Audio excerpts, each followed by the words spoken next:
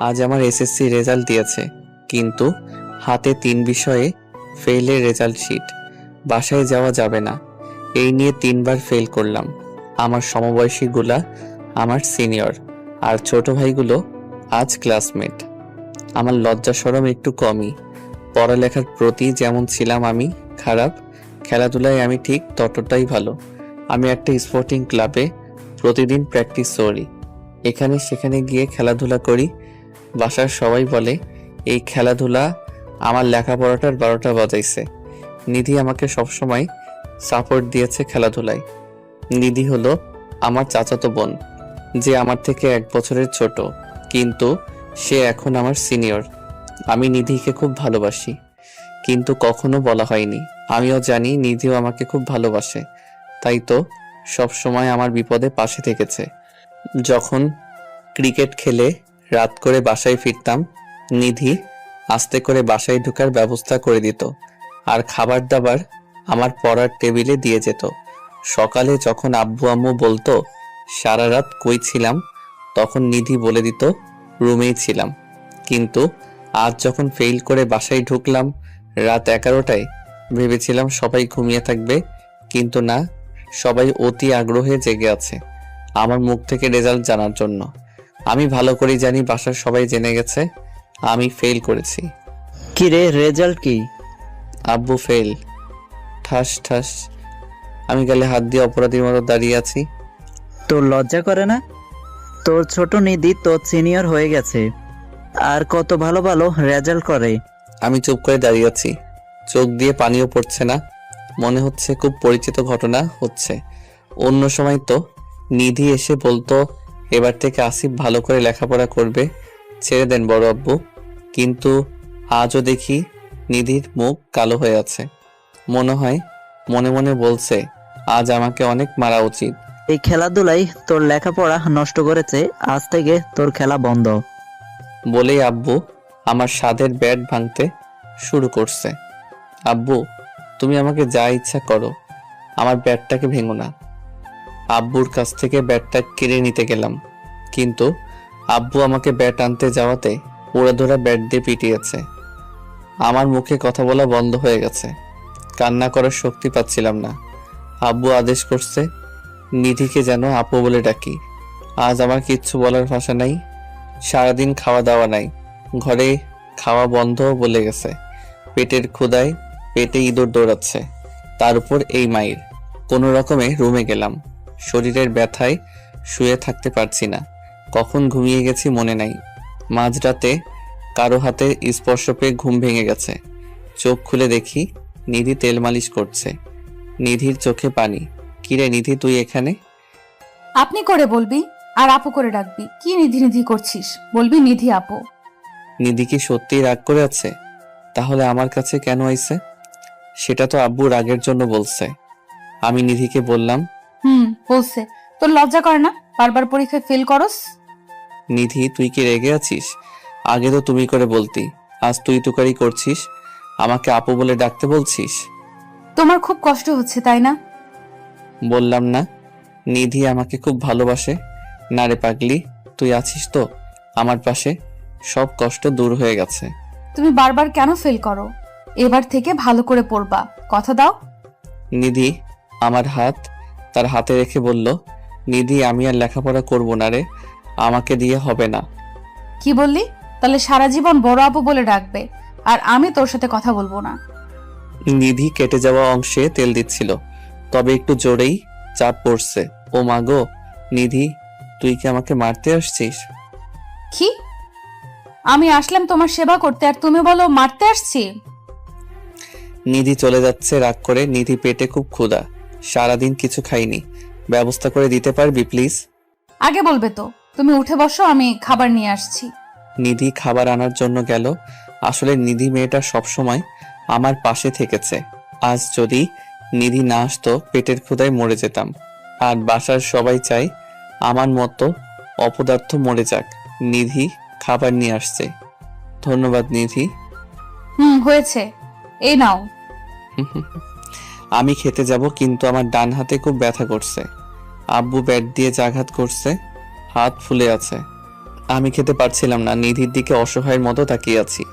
দাও, আমি খাইয়ে দিচ্ছি। মেয়েটাকে যতই দেখছি ততই মুগ্ধ হচ্ছি। মেয়েটা এত ভালোবাসে কেন আমাকে, আর এত বেশি বুঝেই বা কি করে নিধি আমাকে খাইয়ে দিচ্ছে। আমি খাচ্ছি আর নিধির দিকে তাকিয়ে আছি। এই মেয়ে যার বউ হবে সে ছেলের জীবন ধন্য। বউ তো আমারই হবে, কিন্তু নিধি তো ভাই হিসেবেও এসব করতে পারে। তাহলে কি না বলা কথাটা বলে দিব? খাওয়া শেষ। নিধি, তুই ছাড়া কেউ আমাকে ভালোবাসে না জানিস। তোমাকে সবাই ভালোবাসে, কিন্তু তোমার উপর সবার রাগ হয়েছে। ভালো হয়ে যাও, সবাই ভালোবাসবে। তুই তো এই খারাপটাকেই ভালোবাসিস। হয়েছে। ব্যথার মলম লাগিয়ে দিচ্ছি, ঘুমিয়ে পড়ো। নিধি রুমের লাইট অফ করে চলে গেল। ঘুমিয়ে পড়লাম। সকালে ঘুম থেকে উঠতে পারছিলাম না শরীরের ব্যথায়। সকাল প্রায় 10টা।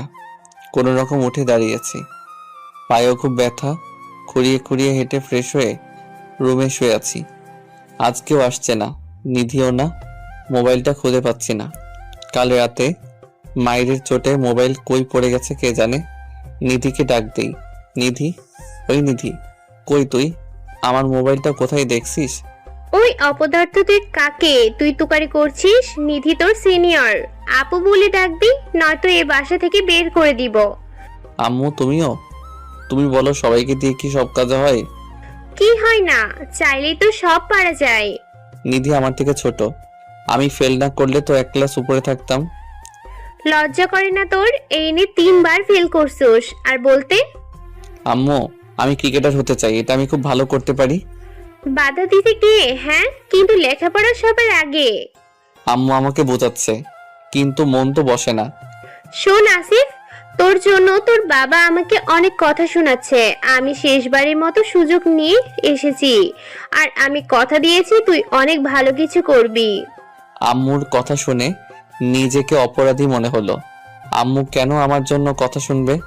আচ্ছা আম্মু, নিধিকে দেখেছো? নিধি কলেজে গেছে। নিধি এবার ইন্টার 2য় বর্ষে। নিধি লেখাপড়ায় খুব ভালো আর দেখতে পরীর লাহান, কিন্তু নিধি সাজে না কোনো কারণ ছাড়া। এমনিতেই নিধিকে যেই দেখে সেই পছন্দ করে ফেলে, আর সেজে গুজে আসলে তো চোখ নামানো যায় না। নিধি খুব ভালো গান গায়, যার গানে বাসার সবাই মুগ্ধ। আমাদের পরিবারের চাচা, আব্বু, আম্মু সবাই নিধিকে খুব পছন্দ করে। নিধি হলো সকলের চোখের মণি, আর আমি হলাম সবার চোখের বিষ। আসলে প্রথমবার যখন ফেল করি সবাই বলেছে ব্যাপার না, পরের বার ভালো হবে। লাস্ট 2 বছর আমার জীবন উঠতে বসতে শুধু অপমানিত হয়ে যাচ্ছে। নিধির আম্মু মারা গেছে সেই ছোটবেলায়, যখন নিধি ক্লাস 5-এ পড়ে, আর নিধির আব্বু ব্যবসার কাজে দেশের বাইরে থাকতে হয়, তাই নিধি আমাদের সাথেই থাকে। আম্মু নিধিকে খুব ভালোবাসে, নিজের মেয়ের মতো। নিধি আম্মুকে বড় আম্মু বলে ডাকে। আমাকেও আমার আম্মু আব্বু এতটা ভালোবাসে না যতটা নিধিকে বাসে। কিন্তু আমার হিংসা হয় না, কারণ নিধিও যে আমাকে খুব ভালোবাসে আর আমিও। বাসার পরিবেশটা খুব ঠান্ডা হয়ে আছে। আম্মু রুমে খাবার দিয়ে গেছে, খেয়ে ঘুমিয়ে রইলাম কিছুক্ষণ। নিজের মধ্যে কেমন রাগ চলে এসেছে, এবার ভালো করে লেখাপড়া করব। সোজা গিয়ে আব্বুকে বললাম, আব্বু, আপনি আমার এই অপদার্থ ছেলেকে আরেকবার সুযোগ দিয়ে দেখেন, সে অনেক ভালো করে লেখাপড়া করবে। নিজের মধ্যে এই রাগটা ধরে রাখিস বাবা। আব্বু আমার কথা শুনে মুচকি হেসে বলল। আব্বুর কথা শুনে মন ভালো হয়ে গেছে। নিধি দেখি খুব রাগী চেহারা নিয়ে বাসায় ঢুকছে। সোজা গিয়ে নিজের রুমে, আমিও পিছু নিলাম। নিধি রেগে আছিস কেন, কি হয়েছে? কিছু না। আমি খুব বুঝতে পারছি কিছু একটা হয়েছে। তবে তোর কি টাকা হারিয়ে গেছে? নিধির প্রায় সময় টাকা হারিয়ে যায়, মানে আমি চুরি করি। নিধি ভালো করে জানে এই কাজ আমার, তাই আব্বুর কাছে এসে নালিশ করবে আর আমার সাথে রাগারাগি। কিন্তু আজ তো টাকা নেয়নি, আব্বুর কাছেও কিছু বলেনি। তাহলে কি অন্য ব্যাপার? আমাদের এলাকার গুন্ডা ছেলেটা আছে না, রাসেল, ওই গুন্ডা আমাকে উল্টাপাল্টা বলেছে। নিধির কথা শুনে মাথায় রক্ত উঠে গেল। তুই বস একটু। আমি ঘোরাতে ঘোরাতে রাসেলের কাছে গিয়ে দেখি বাইকে বসে আছে। বন্ধু বান্ধব সবগুলোই নিয়ে আসছি। গিয়ে কোনো কথা নাই, যতক্ষণ মন চায় ওধারা পিটাইছি। রাসেলের বাপে পুলিশ, তাই তার পাখা গড়াইছে। রাস্তায় বসে মেয়েদের টিস করে। আজ নিধিকে করছে। রাসেলকে ধরে বেঁধে বাসার সামনে নিয়ে আসলাম। নিধি এদিকে আয়, মাপ চা বল, আর কখনো এমন করবি না। মাফ করে দেন, আর হবে না। শুধু নিধি না, কাউকে টিস করবি না। যা শালা, ছেড়ে দিছি। রাসেল টের পালাচ্ছে। আব্বু এসে আমাকে কষিয়ে চর মেরে দিল। তুই মারপিট করছিস? তুই না বলেছিলি ভালো হয়ে যাবি? আব্বু, এই ছেলেটা নিধির সাথে বেয়াদবি করেছে, বাজে কথা বলেছে। আব্বুকে বললাম। বাজে কথা বললে ওই ছেলের বাপ মাকে বলতি, পুলিশকে বলতি, বিচার হতো। তাই বলে মারপিট করবি?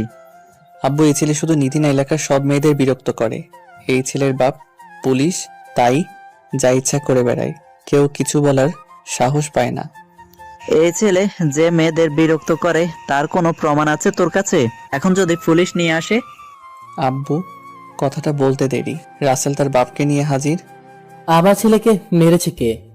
আঙ্কেল, আমরা সবাই মেরেছি। কেন মেরেছ? রাসেল যেমন খারাপ, তার আব্বু তেমন ভালো, এলাকার সবাই জানে। আঙ্কেল হলো এলাকার সৎ পুলিশ অফিসার, কিন্তু নিজের ছেলেটা যে এত খারাপ হয়ে গেছে নিজেও জানে না। কারণ রাসেলের বিরুদ্ধে প্রতিবাদ করার জন্য কেউ কিছু বলেনি, কিন্তু আজ যখন নিধির সাথে করেছে, আমি এটার ছাড় কোনো মতেই দিতে পারি না। আঙ্কেল, আপনার ছেলে রাস্তায় দাঁড়িয়ে মেয়েদের বিরক্ত করে, বাজে কথা বলে? না আব্বু, আমি এমন করিনি। আঙ্কেল, আপনি প্রমাণ চান তো? প্রমাণ দেখাতে পারি। কি প্রমাণ? এই যে নিধি আমার চাচাতো বোন কলেজ থেকে বাসায় ফিরছিল, আপনার ছেলে বাজে কথা বলেছে। কি রে নিধি, বল। বিধি প্রথম থেকে সব খুলে বলছে, আর কয়েকটা মেয়েও এসেছে, ওরাও রাসেলের বিরুদ্ধে বলেছে। তুমি আমার ছেলের আসল ধরিয়ে দিয়েছ? পুলিশ আঙ্কেল আমার কাঁধে হাত রেখে বলল, আঙ্কেল আমিও সরি, আমার আসলে আপনাকে প্রথমে জানানো উচিত ছিল। আমার ছেলে বলে বলছি না, যাকে দেখবা মেয়েদের বিরক্ত করছে সোজা থানায় নিয়ে আসবা। আঙ্কেল, মানুষটা আসলেই অনেক ভালো। রাসেলকে নিয়ে চলে গেল। আব্বু কিছু না বলে বাসার ভিতরে ঢুকে গেছে, যে যার মতো চলে যেতে লাগলো।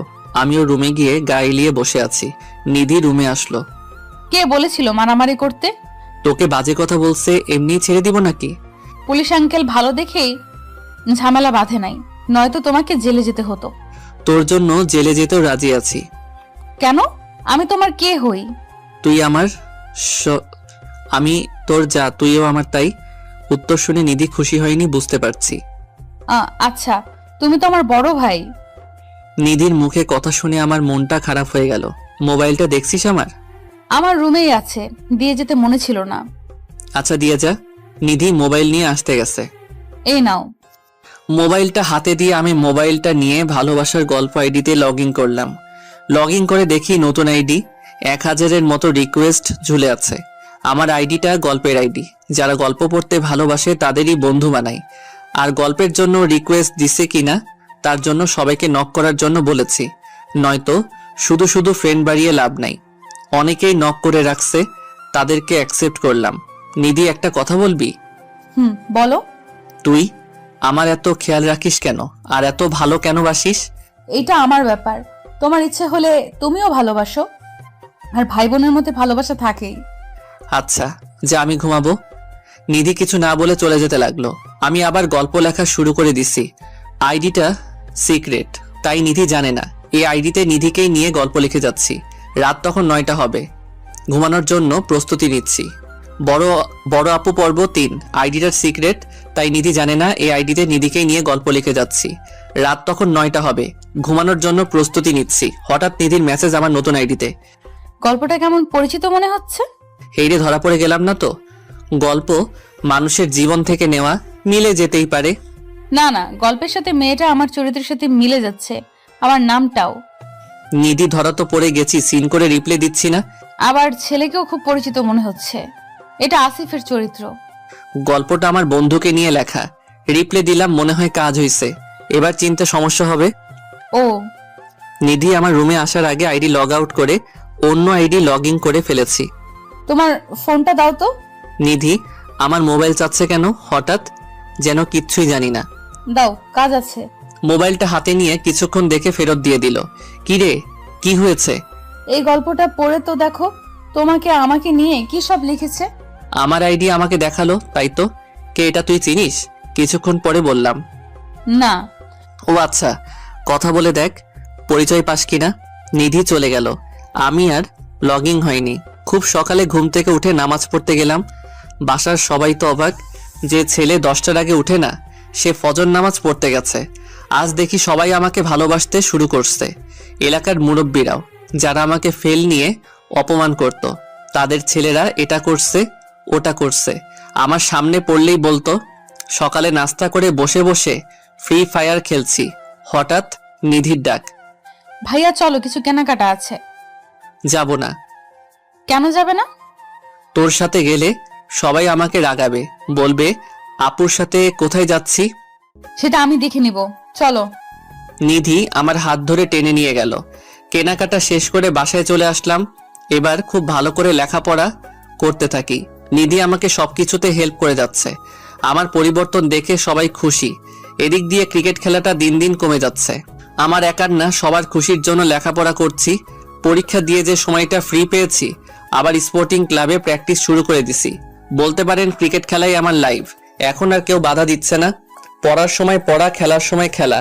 নিধিও এইচএসসি পরীক্ষা শেষ করে ফেলছে। আজ আমার রেজাল্ট দিবে, কিছুটা ভয়ে আছি। এবার ফেল করলে 4 বার আর মুখ দেখানো যাবে না। অন্যবারের মতো বাসা থেকে বের হইনি, আজ ঘুমিয়ে আছি। নিধি আমাকে জড়িয়ে ধরে। এই ছাড় ছাড়, কি করছিস? কি হয়েছে, চিল্লাস কেন? নিধিকে সরিয়ে দিয়ে ভেবাচাকা হয়ে বসে পড়লাম। ভাইয়া তুমি পাশ করছো, তাও খুব ভালো করে। 4 বার পরীক্ষা দিয়ে পাশ করছি। ওকে, বাচ্চা পোলাপাইনও 4 বার পরীক্ষা দেওয়া লাগে না। আসলে এতবার পরীক্ষা দিয়ে পাশ করছি, তাই মনে তেমন আনন্দ খুঁজে পাচ্ছি না। তবে একটু অন্যরকম লাগছে, আমি কলেজে উঠতে পারছি অবশেষে। বড় আব্বু কিন্তু বেশ খুশি আজ। ভালো। তুই কেমন খুশি? আমি তো সবচেয়ে বেশি খুশি। খুশি হলে কি দিবি, দিয়ে যা। নিধি হঠাৎই আমার মুখের কাছে নিধির মুখ নিয়ে এসেছে। কি করছিস নিধি? তোমার উপহার দিচ্ছি।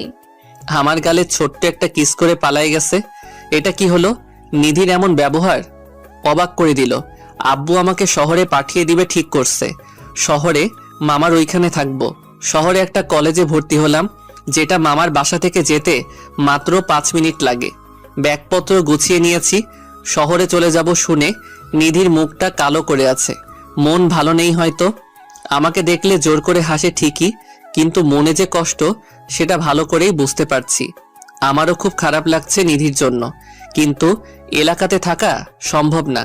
4 বারে পাস এলাকার সবাই জানে, তাই আমার ইচ্ছে ছিল শহরে যাওয়াতে। এখনই রওনা দিব ঢাকার উদ্দেশ্যে। নিধিকে খুঁজে পাচ্ছিলাম না, খুঁজতে ছাদে গেলাম। নিধি ছাদের এক কোণে আনমনে আকাশের দিকে তাকিয়ে আছে, বারবার চোখ মুছছে। তাহলে কি নিধি কান্না করছে? ভাইয়া বলো। নিধি, কাঁদছিস কেন পাগলি? শহরে গিয়ে আমাকে ভুলে যাবে না তো? না রে পাগলি, তোকে কখনো ভোলা যাবে? তুই তো আমার রক্তের সাথে মিশে গেছিস। আমার চোখ ভিজে গেছে প্রায়। তুমি আমাকে ফোন দিবা, মেসেজ করবা। দিব। তোর রেজাল্ট কেমন হয়েছে জানাস কিন্তু। নিধিকে ছেড়ে নিচে চলে আসছি, নিধিও আসছে। নিজের খেয়াল রেখো। তুইও রাখিস। আম্মু আব্বুকে সালাম করে ঢাকার উদ্দেশ্যে রওনা দিলাম। বাসে বসে আছি, পাশের সিটটা খালি পড়ে আছে। আনমনে নিধিকে ভাবছি। নিধির ভালোবাসা খুব মনে পড়ছে। হঠাৎ করে কোথায় থেকে যেন 3-4 জন মেয়ে বাসে এসে পড়লো। বাসে 3টা সিট ফাঁকা ছিল, আমার পাশেরটা আর পেছনে 2টা। পেছনে 2 জন, আমার পাশে একজন বসে পড়ছে। মেয়েগুলোর মধ্যে যে সবচেয়ে সুন্দরী মেয়েটা, সেই মেয়েটাই পাশে বসেছিল। দেখেই বোঝা যাচ্ছে খুব স্মার্ট। তাদের বকবকানি চলছে। গাড়ি যত এগোচ্ছে ঢাকার দিকে, তাদের বকবকানির পরিমাণও বেড়ে চলছে।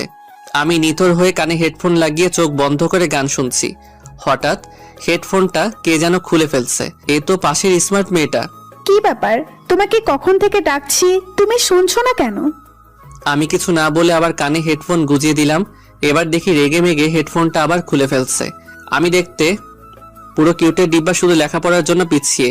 এলাকায় যতটা প্রেম করছি, পরে দেখা গেছে প্রেমিকা আমার সিনিয়র। ভাব দেখাচ্ছ খুব। ভাব দেখাবো কেন? আর আপনি আমাকে তুমি তুমি করছেন কেন? অপরিচিত লোকদের সাথে কিভাবে কথা বলতে হয় জানেন না? কথাগুলো বিরক্তি নিয়ে বললাম। ভাব দেখাচ্ছ? ভাব দেখাবো কেন? সুন্দরভাবে উত্তর দিলাম। তাহলে এত ডাকছি কিন্তু কোনো রেসপন্স করছো না কেন? যে মেয়ে অপরিচিত কারোর সাথে কিভাবে কথা বলতে হয় তাও জানে না, তার সাথে কিসের কথা? চিনে না, জানে না, তুমি তুমি করছে। সরি, আপনি কোথায় যাচ্ছেন? মেয়েটি নিজের ভুল বুঝতে পারছি, বলার প্রয়োজন মনে করি না। আমাকে গান শুনতে দেন। কানে হেডফোন লাগিয়ে নিলাম। শুনছি শহরের মেয়েরা ধান্দাবাজ হয়। তাই আপনার সমস্যা কি? মেয়েটা আবার হেডফোন খুলে বলল, আপনার সমস্যা কি? জীবনে কখনো এমন কিউট ছেলে দেখেন নাই? শুধু শুধু বিরক্ত করছেন কেন? রেগে মেগে বললাম। আমি চাই না শহরের মেয়েদের পাল্লায় পড়তে। কি এত বড় কথা? তোর কপাল ভালো, মাইশা তোর সাথে কথা বলতে চেয়েছে। পেছন থেকে একটা মেয়ে বলে উঠল, তাহলে মেয়েটির নাম মাইশা। আমার পাশে বসা মেয়েটি মানে মাইশার মুখ লাল হয়ে গেছে আমার অপমানের কারণে। কেন? আমরা ছেলেরা যখন কোনো মেয়েদের কোনো কিছু জিজ্ঞাসা করতে চাই, কথাটা ভালো খারাপ না জেনেই আপনারা মেয়েরা বিরক্ত হতে পারলে আমি কেন পারবো না? নাকি আমার মতো সুন্দর ছেলে দেখে নাই কখনো? পেছনে থাকা মেয়েটাকে বললাম, চুপ করেন প্লিজ। জায়গা মতো লাগছে। বাসের সব লোক চেয়ে আছে, আমি তো চুপ করে আছি। আপনারাই তো কথা বলতে আসছেন। আমি এত ঝগড়াটে না, কিন্তু আজ কেন এমন করছি নিজেও জানি না। তুই চুপ করবি? মুখে যা আসছে বলে যাচ্ছিস। চিনিস আমি কি করতে পারি আমি তোর? আপনাকে চেনার দরকার মনে করি না। এইসব লুচ্চামি ছাড়েন, লোকে খারাপ বলবে। মাইশার চেহারা দেখার মতো হয়েছে। কি বললি? মেয়েটি আমাকে চড় মেরে দিল। আপনি আমার গায়ে হাত তুলছেন কোন সাহসে? গাড়িতে কি কোনো সাহসী পুরুষ নাই আমার মতো অসহায়কে এই ডাইনির হাত থেকে রক্ষা করবে? একটু জোরে বললাম। এমনি চরের পর আমাদের কাহিনী দেখে যাচ্ছে সবাই, কিন্তু কেউ কিছু বলছে না। তোর সাথে ভালো ব্যবহার করছি, ভালো লাগে নাই তোর? এবার দেখবি মাইশা কি জিনিস। আগে ঢাকা চল। মেয়েটি আমাকে থ্রেট দিচ্ছে। কি আপনি আমাকে কিডন্যাপ করে নিয়ে যাবেন, তারপর উল্টাপাল্টা কাজ করবেন? বাসায় বাপ ভাই থাকলে হয়তো এমন চিন্তা করতে পারতেন না। আমি খুব অতিরিক্ত বলে যাচ্ছি। মেয়েদের গায়ে হাত তোলা যাবে না, কথার ছুরি মারতে হবে। তুই তো দেখি যা ইচ্ছা বলেই যাচ্ছিস, একটু পর চিন্তাও করতে পারবি না তোর সাথে কি কি হতে যাচ্ছে। আপনাদের লজ্জা করে না এইসব বলতে? কিসব বলছিস সব টের পাবি। মাইশা মোবাইলটা হাতে নিয়ে কাকে যেন আসতে বলল, তাও একটা মেয়ে কণ্ঠ শোনা গেল।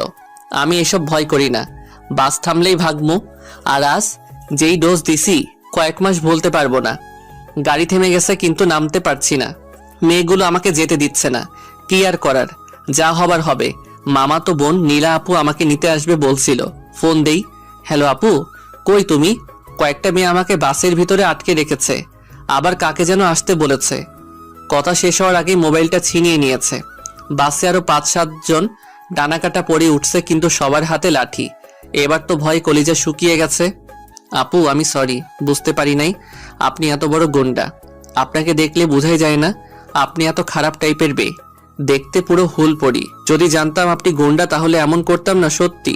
কেঁদে কেঁদে বললাম, আসলে অভিনয়। ওই শালারে হিট কর। মাইশা যার জন্য এত ঝামেলা, আমাকে মারতে যাবে এমন সময় নীলা আপু এন্ট্রি করেছে। ওই দাঁড়া। দৌড়ে এসে মেয়েগুলোরে সরিয়েছে। আপু আমাকে এই ডাইনিগুলো থেকে বাঁচাও।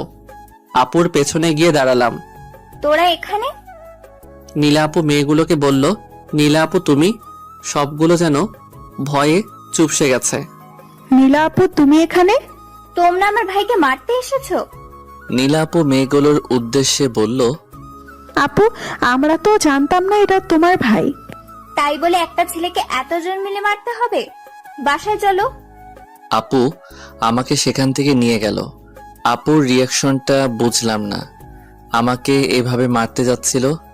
আপু কই পুলিশ ডাকবে না, উল্টা আমাকে নিয়ে খুব শান্তভাবেই চলে আসলো। মেয়েগুলো কি আপুর বান্ধবী? তা তো হতে পারে না, কলেজের ছোট বোন। আপু আমাকে একটা রিকশায় নিয়ে যাচ্ছে। আপু মেয়েগুলোকে তুমি কিভাবে চিনো? আপুকে প্রশ্ন করলাম। আমরা একই মহল্লায় থাকি তাই। নীলা আপু বলল, ও আচ্ছা, তাই মেয়েগুলোকে কিছু বলো নাই?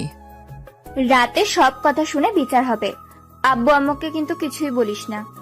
আচ্ছা ঠিক আছে। এখন মামার বাসার নিচে আছি। মামার বাসায় ঢুকেই দেখি মামা টিভিতে অধিক উত্তেজনার সাথে খেলা দেখছে। সাথে সাজিদ বসে আছে। আসিফ ভাইয়া কেমন আছো?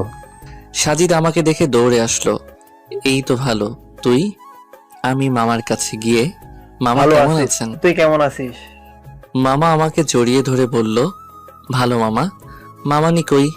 তোর মামুনি তোর জন্য মজার মজার খাবার রান্না করেছে। আচ্ছা বল, আসতে কোনো সমস্যা হয়নি তো? মামা আমার কাঁধে হাত রেখে বলল, হইছে মানে? মামা আপনি জানেন একটুর জন্য বেঁচে আসছি। আপু আমার দিকে তাকালো, ইশারা দিল যেন না বলি। মামানিকে খুঁজতে রান্নাঘরে গেলাম। মামানি আমাকে অনেক আদর করে, নিজের ছেলের মতো। আমার ছেলেটা এতক্ষণে আইছে, আসতে কোনো সমস্যা হয়নি তো বাবা? না মামানি, আপনি কেমন আছেন? ভালো। তুমি? ভালো। এই সাজিদ, আসিফ ভাইয়ার রুমটা দেখিয়ে দে তো। তারপর আমাকে একটা রুমে নিয়ে গেল। আগে থেকেই সব ফিটফাট করা, এখানে যে থাকতে হবে অনেকদিন, তাই রুমে গিয়ে ফ্রেশ হয়ে আসলাম। নিধিকে ফোন দেওয়ার জন্য মোবাইল খুঁজে পাচ্ছিলাম না। এ কি, মোবাইল গেল কই? মনে করার চেষ্টা করলাম, মাইশার পেছনে থাকা মেয়েটা মোবাইলটা নিয়ে গেছিল।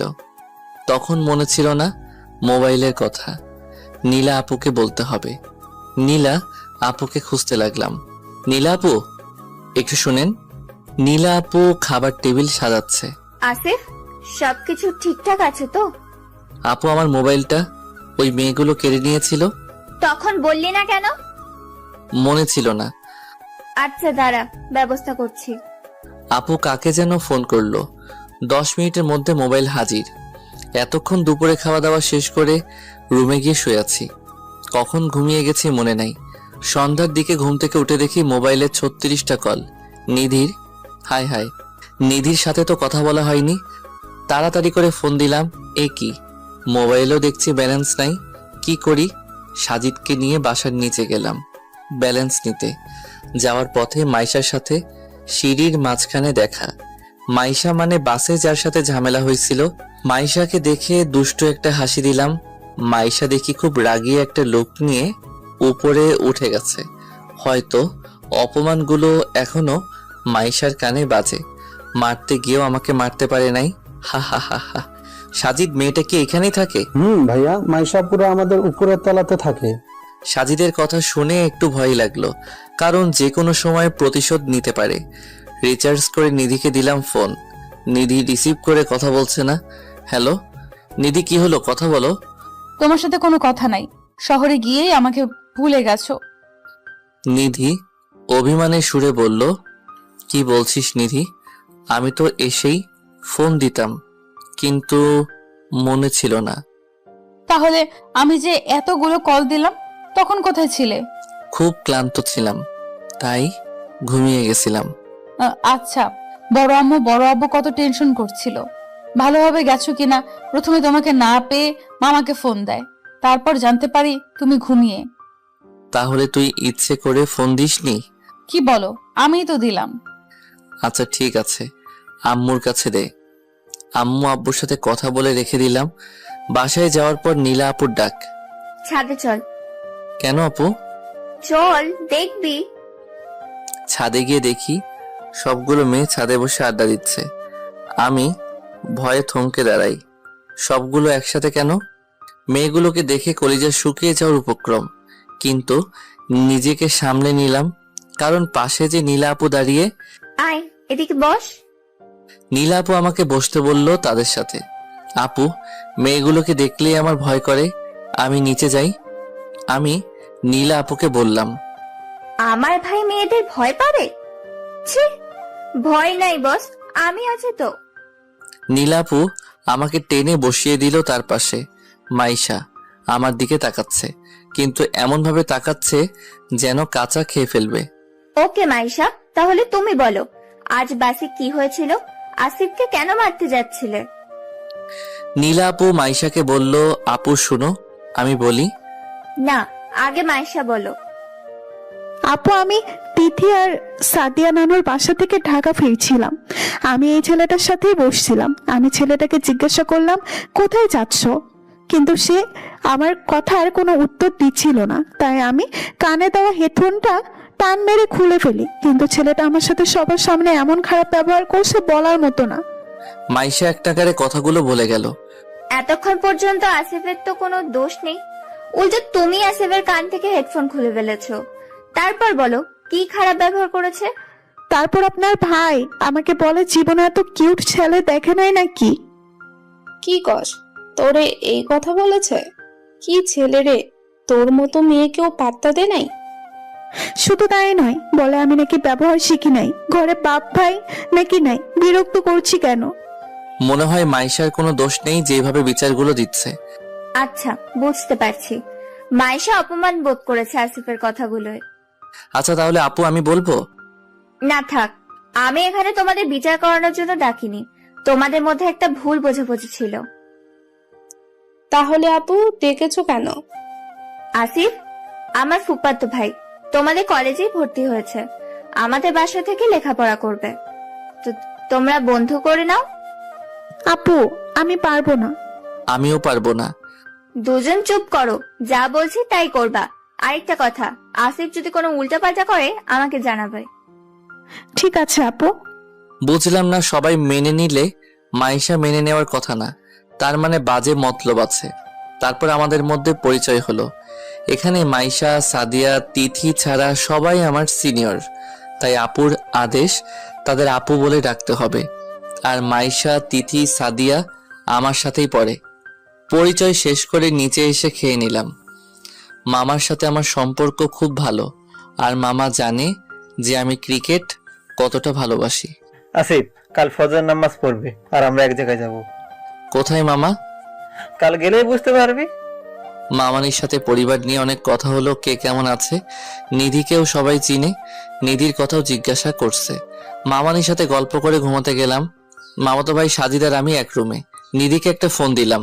নিধির অনুপস্থিতি খুব ভালোভাবেই অনুভব করতে পারছি। নিধিকে তো আমি ভালোবাসি, ভালোবাসার মানুষকে ভুলে থাকাটা, ছেড়ে থাকাটা খুব কষ্টের। যার জীবনে ভালোবাসা আছে সে বুঝবে। রাত তখন 9টা বাজে। এই সময় নিধি টিভি দেখবে। হ্যালো ভাইয়া, কেমন আছো? ভালো, তুই কেমন আছিস? ভালো। তুমি কি করছো এখন? শুয়ে আছি, তুই? এই তো টিভি দেখছি। আচ্ছা ভালো থাকিস, বাই, রাখছি। ভাইয়া খাওয়া হয়েছে? তোর? না, তোমার কথা খুব মনে পড়ছে। নিধির কথা শুনে খুব খারাপ লাগছে, কারণ আমারও তো নিধিকে খুব মনে পড়ছে। আমারও রে। আচ্ছা ভাইয়া, বড় আম্মু ডাকছে, পরে কথা হবে। নিধি ফোনটা রেখে দিল। নিধিরও আমাকে মনে পড়ছে, খুব জানতে ইচ্ছে করে বিধিও কি আমাকে ভালোবাসে। সাজিদ কি ফ্রি ফায়ার গেম খেলছে? এই খেলাটা আমিও ভালো পারি। আমরা দু ভাই অ্যাড হয়ে খেলতে লাগলাম। ভাইয়া তুমি এখন ক্রিকেট খেলো না? খেলি, কিন্তু তেমন ভাবে খেলা হয় না। তুই খেলিস? আমি একটা স্পোর্টিং ক্লাবে খেলা শিখি। খুব ভালো। তুমি চাইলে তো আমাদের ক্লাবে ভর্তি হতে পারো। আজই তো আসলাম, দেখা যাক। হঠাৎ নীলা আপুর আগমন। রাত তখন 11টা। আপু হয়তো পড়া শেষ করে আড্ডা দিতে আসছে। কিরে তোরা এখনো ঘুমাসনি? না আপু, আসো আড্ডা দেই। কি আড্ডা দিবি এত রাতে? তোরা না ঘুমিয়ে মোবাইল টিপছিস? মোবাইলগুলো দে, সকালে নিয়ে যাবি। নীলা আপু মোবাইল নিয়ে গেল। ভেবেছি এখানে শাসন করার কেউ থাকবে না, মামা তো বন্ধুর মতোই, শাসনের প্রশ্নই ওঠে না। কিন্তু নীলা আপু তো দেখি শাসনের মাস্টার নিছে। কোনো মতে ঘুমিয়ে পড়লাম। খুব সকালে ফজরের নামাজ পড়ে মামার সাথে কোথাও যেন যাচ্ছি। এ কি, মামি আমাকে একটা স্পোর্টিং ক্লাবে নিয়ে এসেছে। মামা এখানে কেন নিয়ে এসেছেন? আমি অবাক হয়ে বললাম, আমি জানি তুই অনেক ভালো ক্রিকেট খেলিস, কিন্তু গ্রামে থেকে তোর প্রতিভা জাগ্রত করা যাবে না, তাই এখানে ভর্তি করব। মামা এখানে তো ক্রিকেট বল দিয়ে খেলে, আমি তো টেপ টেনিস খেলছি। সমস্যা নাই, কয়েকদিন খেললে ঠিক হয়ে যাবে। জানিস এখান থেকে অনেক ভালো প্লেয়ার ভালো ভালো জায়গায় চান্স পেয়েছে। আমিও একসময় এখানে খেলতাম। ও আচ্ছা। ক্লাবে ভর্তি হয়ে মনটা আনন্দে নেচে উঠছে। মামা আমাকে ক্রিকেটের সবগুলো সরঞ্জাম কিনে দিয়েছে। আমরা বাড়ি ফিরছি। মামা আমার স্বপ্নকে এত কাছে নিয়ে আসবে ভাবতেই পারি নাই। বাড়িতে তো কেউ চাইতোই না আমি ক্রিকেট খেলি। আজ কলেজেও যেতে হবে, ক্লাস শুরু 10টায়, কিন্তু বাসায় যেতে আমাদের 8টা বেজে গেছে। ফ্রেশ হয়ে খাওয়া দাওয়া করে কলেজ যাব, কিন্তু প্রথম দিন কে নিয়ে যাবে কলেজ তো চিনি না আমি। বাসায় আসার পর নীলাপুর রাগারাগি, কিন্তু মামার সাথে। আব্বু তুমি এটা কি করলে? তুমি জানো না আসিফের ক্রিকেট খেলার জন্য লেখাপড়া 12টা বাজিয়েছে, আবার তুমি ক্লাবে ভর্তি করিয়ে ব্যাট প্যাড সবকিছু কিনে দিয়েছো। নীলাপু মামাকে বলছে, নীলা তুই জানিস মা, আসিফ অনেক ভালো খেলে, দেখবি সে ভালো কিছু করে দেখাবে। মামা তো একসময় খেলতো, হয়তো এটাই তার ভালোবাসা। ভর্তি করিয়েছো ভালো কথা, যদি লেখাপড়ার কোনো ক্ষতি হয় এসব ব্যাট প্যাড গ্লাভস সবকিছু পুড়িয়ে ফেলবো। নীলাপুর অনেক রাগ, যা বলে তাই করবে, কাউকে এক চুল ছাড় দিবে না। ঠিক আছে আপু, আমি রাজি। আমি ভালোভাবে খেলাধুলা করব, পাশাপাশি লেখাপড়া চালিয়ে নিব। কি বললি? পড়াশোনা খেলাধুলার পাশাপাশি করবি? তোর খেলা বন্ধ। ভুল কিছু বলে ফেলছি মনে হয়। আপু আগুন হয়ে গেছে। ও সরি আপু, ভালোভাবে পড়াশোনা করব। আচ্ছা ঠিক আছে, ফ্রেশ হয়ে খেয়ে নে, কলেজ যেতে হবে। আপুর কথা মতো ফ্রেশ হয়ে খেয়ে নিলাম। কলেজ যাওয়ার জন্য প্রস্তুতি নিচ্ছি। আজ আমার কলেজের প্রথম দিন। কলেজ চিনি না, কিভাবে যাব আপুকে বলি গিয়ে। আপু, কলেজ তো চিনি না। মাইশাকে কল দিয়েছি, যাওয়ার সময় তোকে নিয়ে যাবে। আপুর কথা শুনে বুকটা কেঁপে উঠল ভয়ে। আপু মাইশার সাথে, মাইশা আজ ঠিক আমার প্রতিশোধ নিয়ে ছাড়বে। তুমি শুধু চিনিয়ে দিয়ে আসলেই হবে, মাইশার সাথে যাব না। আরে বোকা, মাইশা এত খারাপ মেয়ে না, তোরে কিছু করবে না দেখিস, আর কিছু করলে তো আমি আছি। আচ্ছা, আমার জন্য দোয়া কইরো যেন সহি সালামতে ফিরে আসতে পারি। এমন সময় মাইশার আগমন। নীলা আপু আসিফ কই, রেডি হয়েছে? মাইশার সুর এইভাবে পাল্টে গেল কেন? মনে হচ্ছে খুব আগ্রহের সাথে আসছে। কিছু তো সমস্যা আছেই। দেখলি মাইশা কেমন সব ভুলে তোকে নিতে এসেছে। আপু, অতিভক্তি চোরের লক্ষণ। আচ্ছা চলো আসিফ, দেরি হয়ে যাচ্ছে। আমি কিছু বলছি না, তাকিয়ে আছি নীলাপুর দিকে অসহায়ের মতো। ওই এখন কিন্তু আমরা পরিচিত, তুমি বলতে পারি। চলো নিচে, সাদিয়া তিথি অপেক্ষা করছে। আমি যেতে শুরু করলাম। আসিফ, নীলাপুর ডাক। তোর মোবাইলটা, কলেজে কোনো গন্ডগোল করিস না, ঠিক আছে? কাল রাতে মোবাইল নিয়েছিল, এখন দিছে। মাইশার সাথে যাচ্ছি, সাথে মোবাইলে তাকিয়ে দেখি, খুলে দেখি নিধির অনেকগুলো মেসেজগুলো সিন করে দেখলাম। লেখা আছে, সকাল থেকে ট্রাই করছি, মোবাইল বন্ধ কেন? ভাইয়া তুমি কি ভুলে গেছো? আরো কত কি। মেয়েটা মনে হয় আমায় ছাড়া থাকতে কষ্ট পাচ্ছে। ফোন দিয়ে দেখি রিং হচ্ছে। হ্যালো, কে? নিধি কি আমাকে চিনতে পারছে না নাকি? কিরে নিধি, ভাব নিচ্ছিস নাকি? তুমি বেঁচে আছো তাহলে? ভাবছি শহরে গিয়ে নিখোঁজ হয়ে গেছো। কেন রে? সকাল থেকে ট্রাই করছি কিন্তু কোনো খবর নেই, বাধ্য হয়ে মেসেজ দিলাম। আরে মোবাইলটা নীলা আপু রাতে নিয়ে গিয়েছিল। জানিস তো নীলা আপু কত রাগী। আচ্ছা, কলেজ যাচ্ছি, পরে কথা হবে। নিধির সাথে কথা বলে মনটা অনেক ফ্রেশ লাগছে। প্রথমে মাইশাদের সাথে যেতে অস্বস্তি লাগলেও এখন স্বস্তি লাগছে। কলেজে হেঁটেই যাচ্ছি, যেতে মাত্র 5 মিনিট লাগবে শুনছি, কিন্তু মাইশা, সাদিয়া, তিথি কেউ আমার সাথে কিছু বলছে না। নিজেদের মতো কথা বলে যাচ্ছে, মনে হচ্ছে আমাকে চিনে না। আমি মাইশাকে ডাক দিলাম। ওরা কিছুটা গতি কমিয়ে আমার বরাবর হয়েছে। কি বলেন? আর আপনি আমার নাম জানলেন কি করে? বুঝছি, মাইশা যেভাবে হোক প্রতিশোধ নিয়ে নিবে, তাই ভুল স্বীকার করা ভালো। মাইশা, কালকে বাসের ঘটনার জন্য আমি সরি। আসলে আমি তোমাদের ভয় পেয়েছি। তোমরা যদি খারাপ মেয়ে হও তাই ভেবেছি কাজ হয়ে যাবে। সরি, কিসের ঘটনা? আর অপরিচিত কারোর সাথে কিভাবে কথা বলতে হয় জানেন না? তুমি করে বলছেন কাকে? বাবারে, মাইশা দেখে ছাড় দিচ্ছে না। সরি বলছি তো। ও, আমার মতো সুন্দরী মেয়ে দেখে লোভ সামলাতে পারছেন না? আমার ডায়লগ আমাকেই ছাড়ছে। এই কথাটা পুরো কলিজায় লাগছে। আসলে কাউকে এভাবে শুধু অপমান করা ঠিক না। কাল আমি না করলে হয়তো আজ এমন করতো না। এটা আমারই কাজের ফল। কলেজে চলে আসলাম। প্রিন্সিপাল রুমে ভর্তির কার্যক্রম শেষ করে ক্লাস দেখিয়ে দিল। ক্লাসে সবচেয়ে পিছনের সারিতে বসলাম, কিন্তু খুব চুপচাপ আছি। মাইশা এদিকে মজা করে যাচ্ছে তার বন্ধু বান্ধবীর সাথে। ভেবেছিলাম মাইশা সব ভুলে যাবে, কিন্তু খুব আগ্রহ দেখিয়ে বাসা থেকে এনে এভাবে অপমান করলো। আপু বলেছিল বন্ধুত্ব করতে, কিন্তু আমি ঠিক করলাম আমি আর মাইশার সামনে পড়বো না, কথাও বলবো না। প্রথম দিন ক্লাস করে একটা ছেলের সাথে ফ্রেন্ডশিপ হয়, নাম সাইমন। খুব ভালো ছেলে, ভদ্র, দেখেই বোঝা যাচ্ছে। কলেজ ছুটির পর কারোর জন্য অপেক্ষা না করে চলে আসলাম বাসায়। নীলা আপু বলে দিয়েছিল মাইশাদের সাথে যেন আসি। বাসায় এসে ফ্রেশ হয়ে খাওয়া দাওয়া করে মন খারাপ করে রুমে বসে আছি। কেন যেন বাসায় এসে নীলা আপুকে খুঁজতে লাগলো। বের হয়ে দেখি মাইশাকে দেখে আবার রুমে চলে আসলাম। মাইশা নীলা আপুর কাছে কি নিয়ে যেন বিচার দিচ্ছে। ভালোভাবে খেয়াল করে শুনি, আমার নামেই বিচার দিচ্ছে। নীলা আপুর সাথে মাইশা আমার রুমে এসে নীলা আপু বলতেছে, আসিফ, এটা আমি কি শুনছি? কি আপু? মাইশা দেখে মুচকি হাসছে। তুই নাকি লাস্ট বেঞ্চে বসছিস, আর ক্লাসে নাকি তোর মনোযোগ ছিল না। কোন ছেলের সাথে কথা বলে সময় কাটিয়ে দিয়েছিস? কে বলছে এগুলো? মাইশা তো বললো আসার সময় নাকি তোকে খুঁজেই পাচ্ছিল না, একা একা নাকি চলে এসেছে।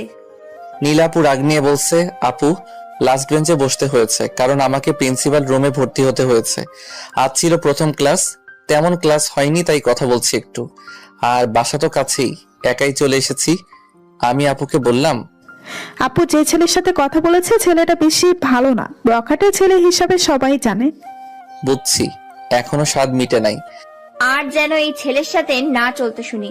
আর মাইশা, সাদিয়া, তিথি, এদের সাথেই সব সময় কাটাবি, ফার্স্ট বেঞ্চে বসবি। নীলাপু বলে চলে গেল। না, এরা যা করার করুক, আমি আর মাইশাদের কাছেও যাচ্ছি না, চেহারাও দেখবো না মাইশার। ঘুমিয়েছিলাম অনেকক্ষণ, আসরের আজান শুনে ঘুম ভাঙলো। ফ্রেশ হয়ে নামাজ পড়তে গেলাম সাথে সাজিদ। নামাজ পড়ে বাসায় ফিরে আসলাম। সাজিদ ছাদে যাবে বলছে, আমিও ছাদে গেলাম। ছাদটা অনেক বড়, আর এক পাশে ফুলের বাগান রয়েছে। কিছুক্ষণ ঘোরাঘুরি করছি, এর মধ্যে দেখি মাইশা আর তিথি ছাদে আসছে, আর আমার দিকে আসছিল মনে হয়। আমি এদের দিকে না তাকিয়ে সাজিদকে নিয়ে বাসায় ফিরে আসলাম। এদের সামনে না পড়াটাই ভালো। এভাবে চলে গেল এক সপ্তাহ। সকালে উঠে এক্সারসাইজ করে কিছুক্ষণ প্র্যাকটিস করে 8টায় বাসায় ফিরে ফ্রেশ হয়ে কলেজে যাওয়া। মাইশা আমার জন্য দাঁড়ালেও আমি কোনো কথা না বলে সোজা হাঁটতে থাকি। কলেজেও মাইশার সাথে কোনো কথা বলি না, সাইমনের সাথেই চলাচল করি। সাইমন আসলে খারাপ ছেলে না, অনেক ভালো ছেলে। বাসায় একাই চলে আসি। বিকেলে ক্লাবের মাঠে খেলা থাকে, খেলাধুলা করে আস্তে আস্তে মাগরিবের আজান দিয়ে ফেলে। আমি ভালোভাবেই মাইশার থেকে দূরে থেকে চলছি। এই এক সপ্তাহ ছাদেও যাইনি। মাঝে কয়েকদিন আপুর কাছে এটা সেটা নিতে বিচার দিত, কিন্তু 2 দিন ধরে আর বিচার আসছে না। আমিও স্বস্তি ফিরে পেলাম। আজ ছাদে গেলাম, কিন্তু সন্ধ্যার দিকে। এই সময় কেউ থাকে না এখানে, কিন্তু কোথায় থেকে যেন মাইশার আগমন। এই ছেলে, সমস্যা কি? এড়িয়ে চলছো কেন? মাইশা আমার চলে আসার পথ আটকিয়ে, কই না তো, এড়িয়ে চলবো কেন? এই তো দেখছি কয়েকদিন ধরে তুমি আমার দিকে তাকাওই না, কিছু বলতে চাইলে রেসপন্স করো না। কিছু বলছি না। বিকেলে সাথেও তো আসো না, এই সময় আমি সাথে আসি তাই। আমার উপর প্রতিশোধ নেওয়া শেষ হয়ে গেছে। মাইশাকে বললাম, কিসের প্রতিশোধ? ওই দিনের ঘটনার পর আমি তোমাকে সরি বলেছিলাম, তারপরও নীলা আপুকে তুমি ভুলভাল তথ্য দিয়েছো। পরে আপু আমার সাথে রাগারাগি করছে, তাই ঠিক করছি তুমি আমার বন্ধু হওয়ার যোগ্য নও। এক নাগারে কথাগুলো বলে গেলাম। আসলে আমি বুঝতে পারিনি, চলো আমরা নতুন করে ফ্রেন্ড হই। মাইশা হাতটা বাড়িয়ে দিয়েছে। সরি, আমি কোনো মেয়ের সাথে ফ্রেন্ডশিপ করব না। কেন? এটা আমার ইচ্ছা। ও আচ্ছা, তোমার অনেক ভাব তাই না? যা মনে করো, আমাকে যেতে দাও। আমি নিচে চলে আসলাম, রুমে এসে পড়তে বসলাম। নিধির আজ রেজাল্ট দিয়েছে এইচএসসির। নিধি অনেক খুশি, কারণ নিধি অনেক ভালো রেজাল্ট করেছে। আমাকে যেতে বলেছে, আমারও অনেক আনন্দ হচ্ছে, কারণ নিধির আনন্দ তো আমারই আনন্দ। কিন্তু আমি যেতে পারিনি, কারণ এখানে এসেছি মাত্র 8 দিন হলো। বাড়িতে যেতে হলে আরো পরে যাব। হঠাৎ নীলা আপুর আগমন। আপু কিছু বলবা? মাইশার সাথে তোর কি হয়েছে? কই কিছু না তো। মাইশা 2 দিন ধরে আমাদের বাসায় আসছে না, তাই আমি মাইশার সাথে বাসায় গিয়েছিলাম। গিয়ে দেখি মাইশা কান্না করছে। কেন, কি হয়েছে মাইশার? কেন, তুই জানিস না? না তো। তুই নাকি মাইশাকে দেখতে পারিস না, কথা বলিস না। তাতে মাইশার সমস্যা কি? আমিও বুঝছি না মাইশার কি সমস্যা। কি সমস্যা আমি জানি না। মাইশা খাওয়া দাওয়া ঠিক মতো করছে না, আন্টি তোকে যেতে বলেছে। কেন, আমি কেন যাবো? আজব তো। মাইশার সাথে তো আমার কোনো সম্পর্ক ছিল না, মাইশা আমার ফ্রেন্ডও না। তাহলে এসবে আমি কেন? আমি যেতে পারবো না, সরি। সত্যি তো, আমি কেন যাব? তার মানে তুই যাবি না? না, আমি পড়া শেষ করে ঘুমিয়ে পড়লাম। খুব সকালে ঘুম থেকে উঠে অন্যান্য দিনের মতো রুটিন, কিন্তু আজ শুক্রবার, তাই আজ প্র্যাকটিস বন্ধ। বাসায় এসে নাস্তা করতে বসছি, দেখি নীলা আপু বাসায় মাইশাকে নিয়ে আসছে। মাইশা কেমন রোগা হয়ে গেছে। কাল রাতে ছাদের অন্ধকারে তেমন খেয়াল করিনি, আজ রাতে মনে হয় কান্না করছে, চোখের কোটাগুলো কালো হয়ে গেছে। খাবার টেবিলে মাইশা আমার ঠিক বরাবর বসছে। আজ কেন জানি মাইশার জন্য মায়া লাগছে। কি সুন্দর চেহারার কি এক অবস্থা করে রেখেছে। নাস্তা করছি আর মাইশার দিকে মাঝে মাঝে তাকাচ্ছি। মাইশা আমার দিকে তাকিয়ে আছে, মনে হয় কি যেন বলবে, কিন্তু বলতে পারছে না। নাস্তা শেষ করে নীলা আপু আমাকে আপুর রুমে ডেকেছে। আপুর রুমে আপু আর মাইশা বসে আছে, আমি গিয়েও বসলাম। আপু বলো, কেন ডেকেছো? তোমাদের মধ্যে কি হয়েছে আমি কিছু শুনতে চাই না, সবকিছু ভুলে যাও। আপু আমাকে উদ্দেশ্য করে বলছে, ঠিক আছে আপু, অনেক হয়েছে, এবার না হয় ফ্রেন্ড হয়ে যাই। আচ্ছা ঠিক আছে, তোমাদের মধ্যে রাগারাগি হলে আমাকে জানাবা। নীলা আপু মাইশাকে বলল, মাইশা কিছুই বলছে না। বেশি কথা বলা মেয়েটা কেমন কারণ ছাড়া কথা বলতে চায় না। সেদিনের পর থেকে একটু একটু করে আমাদের বন্ধুত্ব গড়ে ওঠে। মাইশা আবার আগের মতো হয়ে গেছে, কিন্তু আমাদের বন্ধুত্বের একটা শর্ত হলো কেউ কাউকে প্রপোজ করতে পারবো না। মাইশাকে নিধির কথা বলেছিলাম আমার মনের মধ্যে নিধির জন্য জমানো ভালোবাসায় কথাগুলো। এভাবে চলে গেল প্রায় 2 মাস।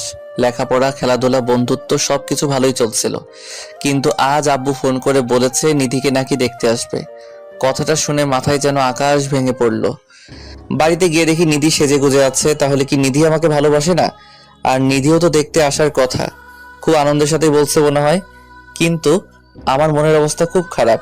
আমি মন খারাপ করে বাসায় গিয়ে রুমে বসে রইলাম। নিধিকে দেখানোর কাজ শেষ। নিধিকে পছন্দ করে ফেলেছে। ছেলেও ভালো চাকরি করে, আমাদের পরিবারেরও ছেলে পছন্দ হয়ে গেছে। ছেলেপক্ষ চলে যাওয়ার পরপরই আব্বুর কাছে গেলাম। আব্বু, একটা কথা বলার ছিল। আব্বু, আমি নিধিকে ভালোবাসি আর নিধিকে বিয়ে করতে চাই। ভালোবাসার মানুষ তো এইভাবে হারিয়ে যেতে পারে না। ঠাস, আব্বু আমার গালটা লাল করে দিয়েছে। নিধিও অনেকটা অবাক হয়ে গেছে আমার কথা শুনে। আম্মু হয়তো বুঝতে পারে নিধিকে আমি ভালোবাসি। চাচ্চু কিছু বলতে গিয়েও বলতে পারে না, কারণ আব্বুর মুখের উপর কারো কথা চলে না। আমি গালে হাত দিয়ে দাঁড়িয়ে আছি। কি বললি তুই? আবার বলতো। আব্বু, আমি সত্যি নিধিকে খুব ভালোবাসি। আমি জানি নিধিও আমাকে ভালোবাসে। নিধিকে তুই ভালোবাসিস? আমার মান সম্মান ডুবাতে চাচ্ছিস? নিধি তোর বড় আফু। বাবা কেন এই কথাটা বারবার টেনে আনে আমি বুঝি না। আব্বু, নিধি আমার 1 বছরের ছোট, লেখাপড়ায় অনেক এগিয়ে গেছে। চুপ কর বেয়াদব, আমার মুখে মুখে কথা বলতাসিস। আব্বু, নিধি আমাকে ছাড়া ভালো থাকবে না, আর আমিও। আমার কথা শুনে বাবা যেন আরো রেগে গেলেন। দাঁড়া, আমি তোর পাগলামি বার করছি। বলেই মারতে শুরু করলো। নিধি আর আম্মু আমাকে রুমে নিয়ে গেল। আব্বুকে চাচ্চু বাহিরে নিয়ে গেছে। নিধি, তুই আমাকে ভালোবাসিস না? নিধির হাতটা ধরে বললাম। নিধি কি বলবে বুঝতে পারছে না, চুপ করে আছে। নিধি, আমি তোকে ছাড়া বাঁচবো না। দেখিস, যখন আমি বারবার পরীক্ষায় ফেল করতাম আব্বু আমাকে খুব মারতো। অনেকবার ঠিক করেছি মরে যাব, কিন্তু নিধি তোর দেয়া সাহস আর ভালোবাসা আমাকে বাঁচিয়ে রেখেছে। আমার কথা শুনে আম্মু কান্না করছে। নিধির চোখের কোণে মনে হয় পানি ছলছল করছে, কিন্তু নিধি মনে হয় কোথাও বাধা পাচ্ছে। কিছুই বলছে না নিধি।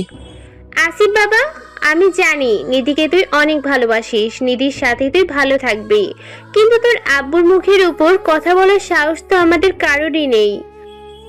আম্মু, সত্যি বলছি, আমি নিধিকে খুব ভালোবাসি। শুধু লেখাপড়ায় পিছিয়ে গেছি বলে আমাকে এমন শাস্তি দিও না প্লিজ। আম্মুকে জড়িয়ে ধরে কান্না করছি। আম্মুও কিছু বলছে না, কেঁদে যাচ্ছে। নিধিও তার নিজের রুমে চলে গেছে। তুই ফ্রেশ হয়ে কিছু খেতে নে বাবা, আমি তোর আব্বুকে বুঝিয়ে বলবো। আম্মু আমাকে আশা দিয়ে আব্বুকে হয়তো বোঝানোর জন্য গেছে। নিধি কেন কিছু বলছে না? আমি তো নিধির চোখে ভালোবাসা দেখতে পাই। নিধি কেন তা বলতে চায় না মুখ খুলে? যদি নিধি আমাকে ভালো না বাসতো, প্রতিবার যখন আব্বুর হাতে মাইর খাই বাঁচাতে আসতো কেন? অসুস্থ হলে যত্ন করতো কেন? নিজের হাতে খাইয়ে দিত কেন? নিধি চোখের পানি লুকানোর চেষ্টাই বা করবে কেন? আমি নিধির রুমে গেলাম। নিধির রুম থেকে কান্নার আওয়াজ শুনতে পারছিলাম। দরজা লক করা ছিল। নিধিকে ডাকতে শুরু করলাম। নিধি কিছুক্ষণ পর দরজা খুলল। কেন এসেছো? নিধি এমন ভাবে কেন বলছে নিধি? তুই এটা কি বলিস? আমি আসতে পারি না? মনের মধ্যে নিধির কথায় কষ্ট অনুভব করে বললাম। না মানে কিছু বলবে নাকি? নিধি মনে হয় অভিনয় করতে গিয়েও করতে পারছে। নিধি, তুই আমাকে ভালোবাসিস না? ভাইয়া এভাবে হাত ধরা ঠিক না, আমি এখন বড় হয়েছি। কি বলছে নিধি? তাহলে কি নিধিও আমাকে ভালোবাসে না? কি বলিস নিধি? তোর হাত ধরাটা আমার অপরাধ হয়ে গেল। তুই এই হাতগুলো দিয়ে আমাকে কত খাইয়ে দিয়েছিস। আব্বু যখন অনেক মারতো, তুই তো তোর এই হাতগুলো দিয়ে আমার শরীরে ব্যথার মলম তেল মালিশ করে দিতি। ছেলেরা খুব কষ্ট না পেলে কাঁদে না। মনে করেন আমিও নিধির কথা শুনে কান্না ধরে রাখতে পারলাম না। নিধির চোখেও পানি, কিন্তু লুকানোর চেষ্টা করছে। নিধি, তুই কি আসলেই আমাকে ভালোবাসিস না? না, করি না। তুমি রুম থেকে বের হও। নিধির মুখে এই কথা শোনার জন্য আমি প্রস্তুত ছিলাম না। মনে হচ্ছে কলিজা পুড়ে যাচ্ছে। নিধি, তাহলে কি এতদিন তুই বলছিলি? কেন এত খবর রাখতি আমার? কেন প্রতিবার বেঁচে যাওয়ার কারণ তুই ছিলি? ভুলছিলাম। এখন যাও প্লিজ, বড় আব্বু দেখলে তোমাকে আবার মারবে। নিধি তো এখনো আমার কথা ভাবে। তাহলে ভালোবাসে না কেন? মেরে ফেলুক নিধি, আমি এমনিতেই তোকে না পেলে আর বাঁচব না। রুম থেকে বের হয়ে এসেছি, নিধি আবার রুম বন্ধ করে দিয়েছে। আমি নিজের মধ্যে কোনো শক্তি খুঁজে পাচ্ছি না। আসলেই কি নিধি আমাকে ভালোবাসে না, নাকি ভাই হিসেবে আমার প্রতি তার মায়া ছিল তাই এত খবর রাখতো? আমি কি এগুলোকে ভালোবাসা ভেবেছি? আমি তো সত্যিই নিধিকে ভালোবাসি। নিধি যদি একবার বলতো আমিও তোমাকে ভালোবাসি, তাহলে তো মরে গিয়েও শান্তি পেতাম। নিজেকে আর বাঁচিয়ে রাখার বিন্দুমাত্র ইচ্ছে খুঁজে পাচ্ছি না। সারাদিন না খেয়ে রুমে শুয়েছিলাম আর কান্না করছি। নিধিও কি আমাকে কথাগুলো বললে কান্না করছে, নাকি খুব ভালো আছে? কে জানে, খুব জানতে ইচ্ছা করছে। আম্মু খাবার নিয়ে এসেছিল কিন্তু খাইনি। আব্বু আমার সামনে আসে নাই। নিধি আমার রুম পাশাপাশি, তাই বুঝতে পারছি যে নিধির রুমে আব্বু গেছে। আমার থেকে নিধিকেই আব্বু ভালোবাসে। নিধির বিয়ের পাকা কথা এখনো হয়নি। একবার ভেবেছিলাম আব্বুর পা ধরে নিধিকে চেয়ে নিব, কিন্তু নিধি তো আমাকে ভালোবাসে না বলে দিল। তাহলে বলেই বা কি হবে? বাহিরে গিয়ে এক বক্স সিগারেট নিয়ে আসলাম। যখন আব্বু আমাকে ফেল করার জন্য মারতো তখন সিগারেট খেতাম, কিন্তু খুব গোপনে। একদিন ছাদে উঠে সিগারেট খাচ্ছি, তখন রাত 11টা বাজে। নিধি আমার পিছে দাঁড়িয়ে রাগে একটা লোক নিয়ে তাকিয়েছিল। আমি পিছনে ফিরতেই ভূত দেখার মতো ভয়ে লাফিয়ে উঠলাম। এত রাতে নিধি ছাদে আসে না কখনো। নিধি আমার হাতে সিগারেট দেখে সিগারেটটা মাটিতে ফেলে দেয় আর মাথা ছুঁয়ে কথা রাখে, যেন আর কোনোদিন কোনো কারণে সিগারেট না খাই। কথা দিয়েছিলাম নিধির কাছে আর সিগারেট হাতে নিব না, কিন্তু আজ তো নিধি নেই। নিধি অন্য কারো হয়ে যাবে। নিধি আমাকে ভালোবাসে না বলেছে। বারান্দায় বসে একটার পর একটা সিগারেট হুকছি আর নিধির কথাগুলো ভেবে চোখের পানি ফেলছি। নিধির প্রতি অভিমান বেড়ে গেছে খুব। হঠাৎ পিছনে কারো কান্নার আওয়াজ শুনতে পেলাম।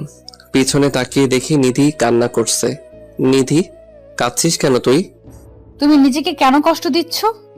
নিধি নিজেকে কষ্ট দিচ্ছে না রে, নিজের কষ্টগুলো দূর করার চেষ্টা করছি। তুমি না প্রমিস করেছিলে আর সিগারেট খাবে না? যার কাছে প্রমিস করেছিলাম সেই তো আমাকে ভালোবাসে না, আমাকে রুম থেকে বের করে দেয়। তার হাত ধরাটা অপরাধ মনে করে। নিধি হঠাৎ আমাকে জড়িয়ে ধরে বুকে মাথা মুখ গুজে কান্না করতে থাকে। নিধির এমন কাণ্ডে আমি অবাক। আমার টি শার্ট ভিজে গেছে নিধির চোখের পানিতে।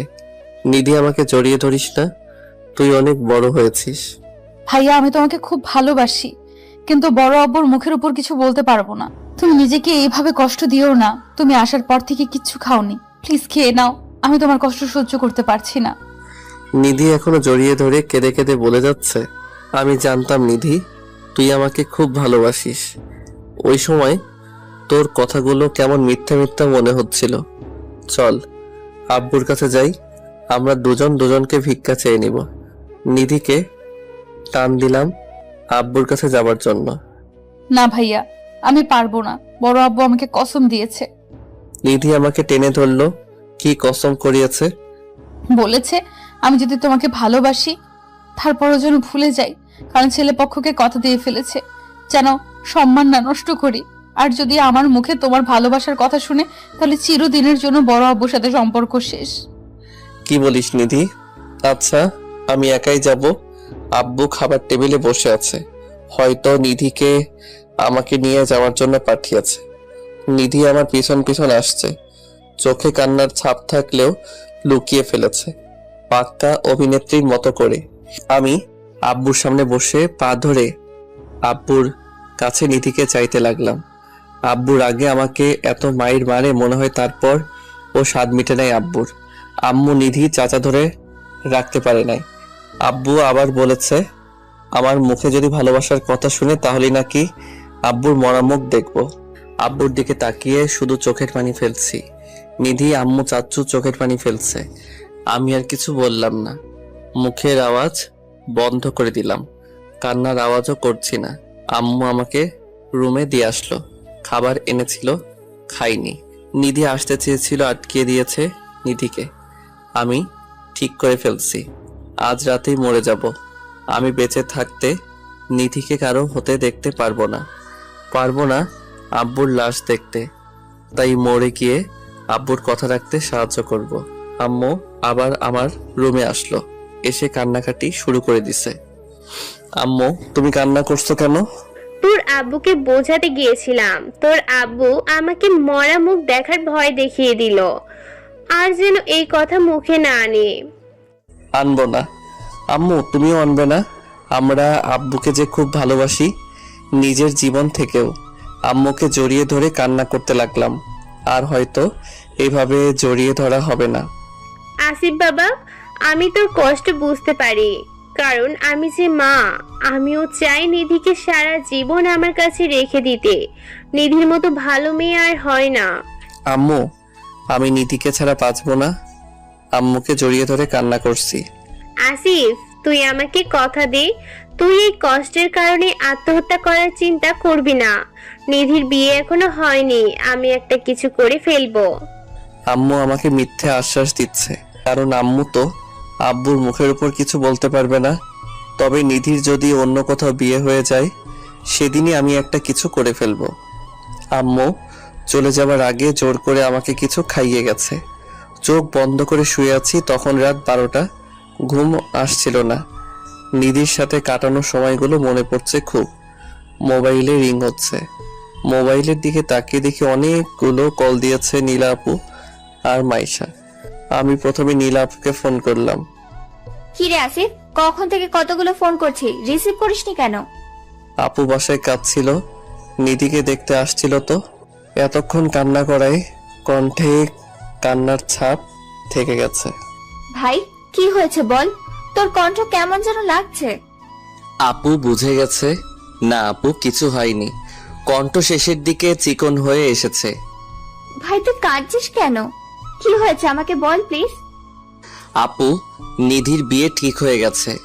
নিধি আমার সব সময় খবর রাখতো। নিধির সাথে কত খুনসুটি আর স্মৃতি খুব মনে পড়ছে, তাই খারাপ লাগছে। আপুকে মিথ্যে বললাম, আপুকে কখনো নিধির কথা বলিনি। মন খারাপ করিস না ভাই, ঠিক হয়ে যাবে। কথা বলতে পারছিলাম না। আচ্ছা রাখি, কালকে কথা হবে। আপুর সাথে কথা শেষ হতেই মাইশার ফোন। হ্যালো, আমাকে না জানিয়ে চলে গেলি কেন? হ্যালো মাইশা, নিধির বিয়ে ঠিক হয়ে গেছে। তাই নাকি? তোর সাথেই? আমি মাইশাকে সবকিছু খুলে বললাম। মাইশা কথাগুলো শুনে কেঁদে দিছে। মাইশা বলছে আব্বু কেন এমন করছে, যেখানে সবাই রাজি শুধু আব্বু ছাড়া। কি জবাব দিব আমি? রেখে দিলাম। মোবাইল বন্ধ হয়ে গেছে।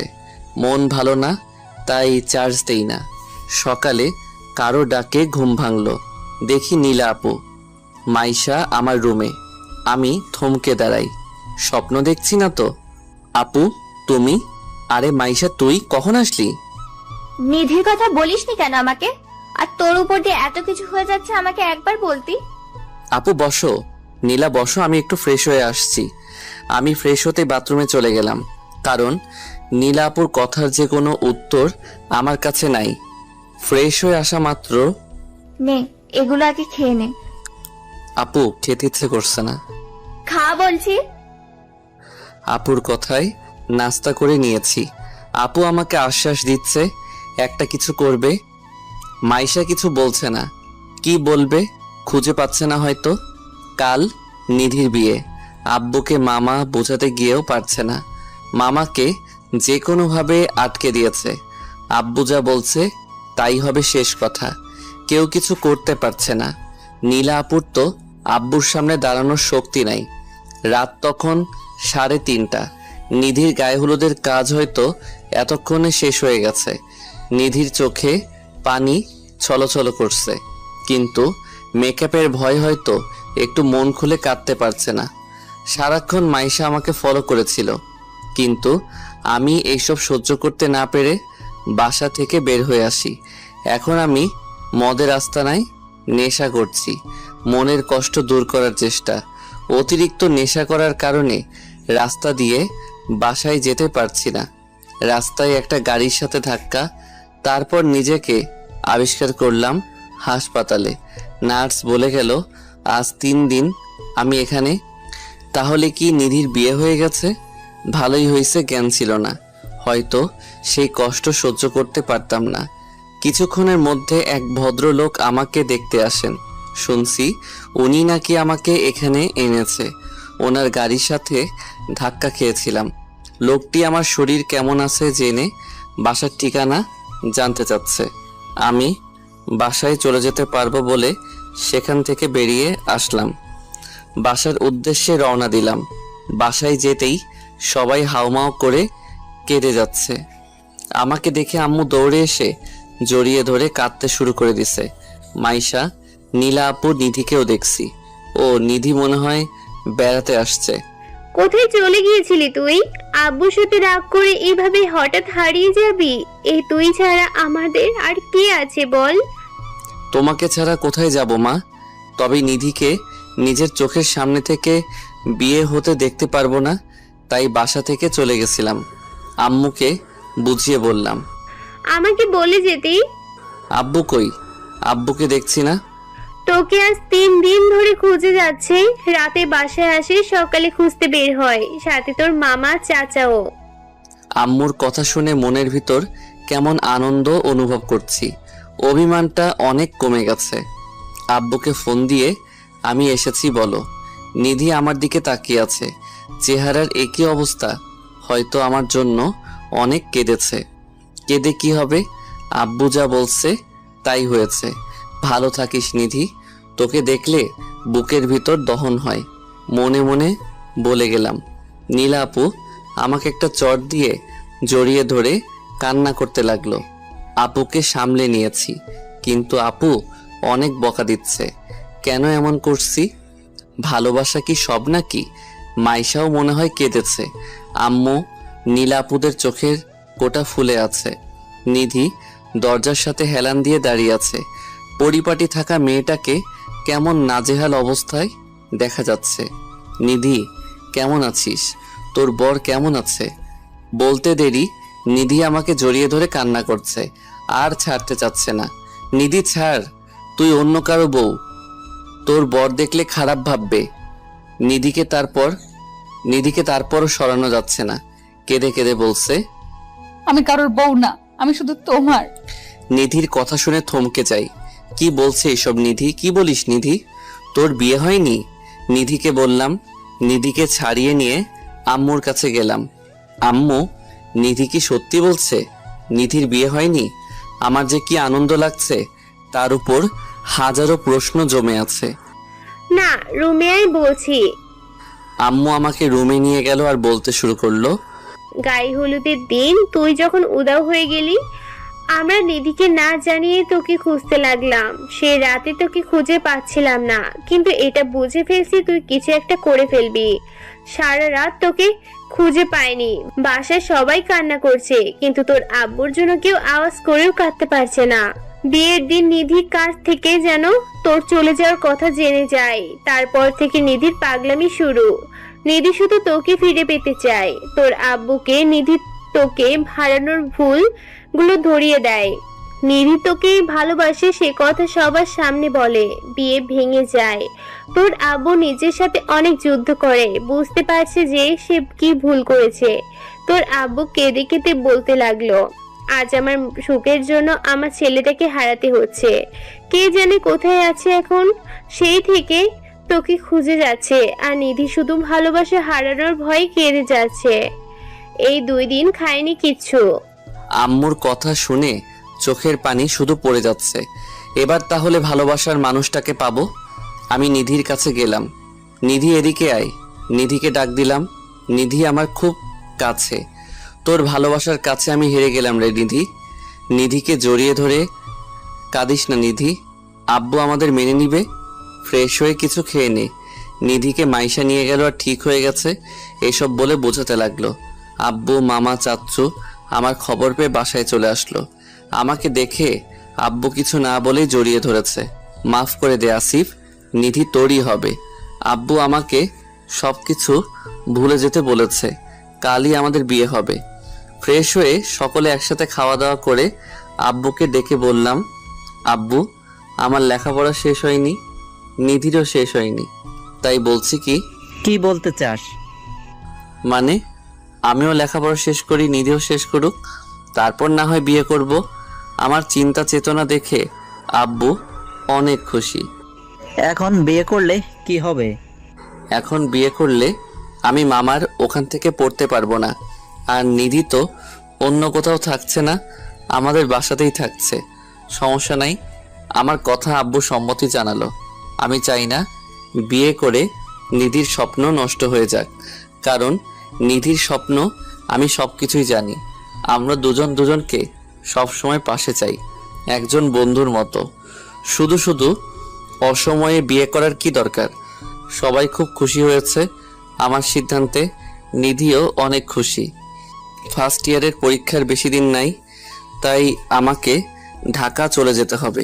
নীলা আপু, মাইশা, মামা মামির সাথেই চলে যাওয়ার সিদ্ধান্ত। কালকেই আমরা রওনা দিব। আমার চলে যাওয়ার কথা শুনে নিধির চোখ ছলছল হয়ে উঠল। সন্ধ্যা হয়ে গেছে, রুমে বসে কথা বলছি। নিধি আমাদের জন্য কি যেন একটা রেসিপি বানাতে গেছে। নিধির রান্নার হাত অনেক ভালো, মাইশা আমাকে বলছে। আসিফ, নিধি আসলে তোকে এত ভালোবাসে? নিধির সাথে পরিচয় না হলে বুঝতেই পারতাম না। আমি জানি, কিন্তু নিধি প্রকাশ করে না। কাল তো আমরা চলে যাচ্ছি, নিধির কাছ থেকে ভালোভাবে বিদায় নিয়ে নিস। নিব। নিধি আমাদের জন্য নুডলস বানিয়ে নিয়ে এসেছে। আমরা খেয়ে সবাই নিধির প্রশংসা করছি। আর প্রিয় মানুষের থেকে প্রশংসা পেতে কার না ভালো লাগে? নিধি অনেক আনন্দ পাচ্ছে। নিধি, আমরা কিন্তু মাঝে মধ্যে আসিফের সাথে আসবো তোমার হাতে রান্না খাবার জন্য। আচ্ছা আপু, ঠিক আছে। যে যার রুমে ঘুমাতে চলে গেছে। নিধি আর আমি পাশাপাশি বসে আছি। নিধি তার মাথা আমার কাঁধে রেখে চোখ বন্ধ করে আছে। মনে হচ্ছে যেন ঘুমন্ত পড়ি আমার কাঁধে শুয়ে আছে। নিধি, কালকে তো চলে যাব। ভুলে যেও না কিন্তু আমাকে। যখন ফ্রি হবা কল দিবা। নিধি কাঁধে মাথা রেখে দুহাত দিয়ে জড়িয়ে ধরে, আচ্ছা যাব না, তোর স্বপ্ন পূরণের পথে থাকবি। তোমাকে খুব মনে পড়ে আমার, তোমাকে খুব মিস করি। আমিও, কারণ আমি তো তোকে জীবন দিয়ে ভালোবাসি। নিধি চল ছাদে যাই, দেখ চাঁদটা আজ পূর্ণতা পেয়েছে। আমাদের ভালোবাসার মতো করে। নিধি, আমি ছাদের এক কোণে বসে আছি। নিধি আমার খুব কাছে। চাঁদের আলোয় নিধিকে খুব মায়াবী লাগছে। নিধি আমাকে জড়িয়ে আছে। নিধির কপালে হালকা একটা পরশ দিয়ে বসে বসে ভবিষ্যৎ প্ল্যান করছি। কখন যে ঘুমিয়ে গেছি খেয়াল করিনি। দিনের আলো ফুটতে শুরু করে দিছে। নিধি এখনো ঘুমিয়ে আছে আমার বুকে মাথা রেখে। নিধি ওঠ। নিধিকে ডেকে তুললাম। আর একটু থাকি। বাসার সবাই দেখছে তুই আমার বুকে। কই? মিথ্যা বললাম। নিধি লাফিয়ে উঠে দেখে কেউ নাই। আমি হাসছি নিধির ভয় আর লজ্জা দেখে। তুমি আমাকে ভয় দেখালে কেন? তুমি তো শুধুই আমার, অন্যরা দেখলে কি হয়েছে? তাই তাহলে এদিকে আসো। নিধি হাসতে হাসতে নিজের রুমে চলে গেল। আমিও রুমে এসে ঘুমিয়ে আছি। কিছুক্ষণ পর মাইশার ডাক। আসিফ ওঠ, দেরি হয়ে যাচ্ছে, বাস মিস করব। যা আসছি। আসিফ, কাল রাতে কি হয়েছে সব দেখেছি আমি। কি দেখেছিস? ভয় ভয়ে আর ভয় পাচ্ছি কেন? আরে ভয় পাচ্ছি কেন, জড়িয়ে ঘুমিয়েছি, আর তো কিছু হয়নি। কি দেখেছিস তুই? তোদের রোমান্স। ভালো করছস। এখন যা ভাগ। মাইশাকে পাঠিয়ে ফ্রেশ হয়ে খাওয়া দাওয়া করে ঢাকার উদ্দেশ্যে রেডি হচ্ছি। আব্বু আম্মুর কাছ থেকে বিদায় নিয়ে নিধির কাছে গেলাম। নিধির চোখে পানি। হয়তো চেয়েছে আপন করে পেতে, কিন্তু কি করবে? এতে করে তো তার স্বপ্ন হাতছানি দিয়ে হারিয়ে যাবে। হারিয়ে যেতে পারে আমার স্বপ্নগুলো। তাই তো দুজন থেকে অনেক দূরে থাকতে হবে। নিধি, নিজের খেয়াল রাখিস। আমি বাসায় গিয়েই ফোন দিব। তুমিও রেখো। তারপর চলে আসলাম ঢাকা। রুমে এসে ক্লান্ত লাগছিল, তাই দিলাম এক ঘুম। উঠলাম বিকেল 4টায় মাইশার ডাকে। মাইশা আমার বেস্ট ফ্রেন্ড, আমার সব কিছু। এখন মাইশাকে শেয়ার করি। মাইশাও আমাকে তার জীবনের গল্পটা শেয়ার করেছে। মাইশার জীবনের গল্পটা যখন শুনি তখন আমার চোখ দিয়ে পানি চলে আসছিল। আপনারা শুনবেন মাইশার জীবনের গল্প?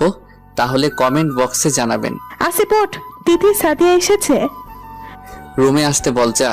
চোখ বন্ধ করেই বললাম। আমরা তো রুমেই, ওঠ। দুজন সমানে বলল, কি রে তোদের কি অবস্থা? চোখ কসলাতে কসলাতে বললাম, তোর এই অবস্থা কেন? কেন তোরা জানোস না মাইশা তোদের কিছু বলে নাই? না, মাইশা তো বলল তোর চাচাতো বোনের বিয়ে, তাই নাকি নীলা আপুর সাথে তোদের ওইখানে যাবে। বিয়ে ছিল, কিন্তু আমার কারণে হয়নি। কেন? তুই আবার কি পেঁয়াজ লাগাইছস? তাহলে শোন, সব কথা খুলে বললাম। কাউকেই জানাইনি। নীলা আপু মাইশা যাওয়ার পর শুনছে। আচ্ছা চল এখন। কোথায়? ফুচকা খেতে যাব, আর সব খরচ আমার। কি তুই? সবাই অবাক হয়ে তাকিয়ে আছি। সাদিয়া তো সেই লেভেলের কিপটা। আমি। চল। আচ্ছা তোরা দাঁড়া, আমি চেঞ্জ করে আসছি। বাথরুম থেকে চেঞ্জ করে আসলাম। বাসা থেকে বেরিয়ে হাঁটা ধরলাম। অনেক দিন পর মনটা ফ্রেশ লাগছে। কি যে ডিপ্রেশনে ছিলাম।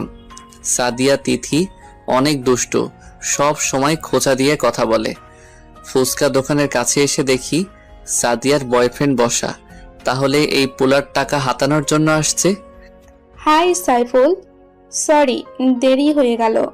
না ঠিক আছে। বেচারা হয়তো ভেবেছিল সাদিয়ার সাথে একান্ত সময় কাটাবে, কিন্তু দল নিয়ে আসছে সাদিয়া। দুলাভাই কেমন আছেন? সাদিয়ার বফ নতুন ব্যবসা দিছে। ভালো, বসো। একে একে তিথি মাইশা কথা বলে। ফুচকার অর্ডার করলো। সাদিয়াকে সাইফুল ইশারায় ডাকছে, কিন্তু সাদিয়ার কোনো রিয়াকশন নাই। বেচারা মন খারাপ করে রেখেছে। আমরা নিজেরা মজা করে যাচ্ছি। সন্ধ্যা হয়ে গেছে। নীলাপুর ফোন না গেলে খবর আছে। আমি মাইশা চলে আসলাম। এইভাবে মজা করে আনন্দের কাটছে জীবন। কলেজ মাতিয়ে রেখে আমরা 4 জন।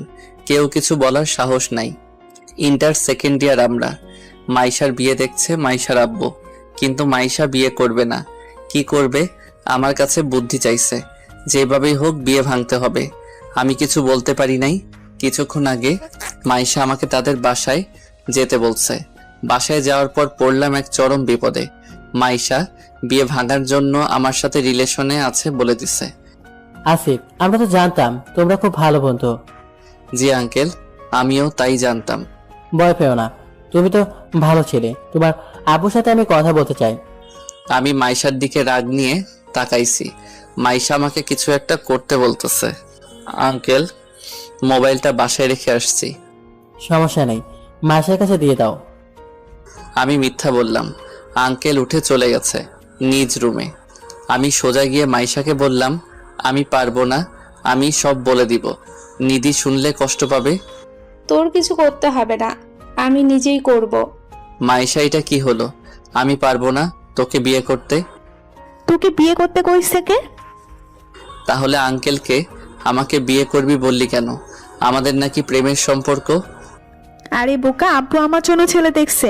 বিয়েটা আটকানোর জন্য অভিনয় করছি। শুধু তুই আমাকে সাহায্য কর। নিধি শুনলে কি হবে? কেউ কিচ্ছু জানতে পারবে না। এখন নীলা আপুর কাছে চল। নীলা আপুই পারে এই বিপদ থেকে উদ্ধার করতে। আমরা নীলা আপুর কাছে গিয়ে সব খুলে বললাম। নীলা আপুকে খুব চিন্তিত মনে হচ্ছে। নীলা আপু আমাদের ছোটদের সকল সমস্যা সমাধানের মূল মন্ত্র। আসিফ, এক কাজ কর, বলো আপু। তুই মাইশার আব্বুকে আমার আব্বুর নাম্বার দিয়ে দে, আমি আব্বুকে কি করতে হবে বলে রাখবো। নীলাপুর বুদ্ধি কাজ করবে আশা করি। ঠিক আছে। মাইশা, তুমি কিছু বলবা না, শুধু বলবা তুমি আসিফকে ছাড়া আর কাউকে বিয়ে করতে পারবে না। আচ্ছা আপু। মাইশা যাওয়ার সময় মামার নাম্বার নিয়ে গেছে। রাত হয়ে গেছে। নিধির সাথে আজ কথা হয়নি। নিধি এখন সন্ধ্যার পর ফোন দেয় না, কারণ আমি এখন ফাইনাল ইয়ারে। নিধিকে ফোন দিলাম। হ্যালো নিধি, কেমন আছিস? ভালো না, তোমাকে দেখতে মন চাচ্ছে। আমারও তোকে খুব দেখতে ইচ্ছে করে। তোমার পড়ালেখা কেমন চলছে? ভালোই। তোর? ভালো। নীলাপুর কি খবর? ভালোই। নীলা আপু তোকে বেড়াতে আসতে বলেছে, আসবি? নীলাপুর সাথে কথা বললেই তো যেতে বলে। কাল আমাকে রিসিভ করতে এসো। কালই আসবি তুই? কেন, তুমি চাও না? সমস্যা হবে তোমার? আরে না পাগলি, রওনা দিয়ে ফোন দিস। অনেক রাত হইছে, এখন রাখি।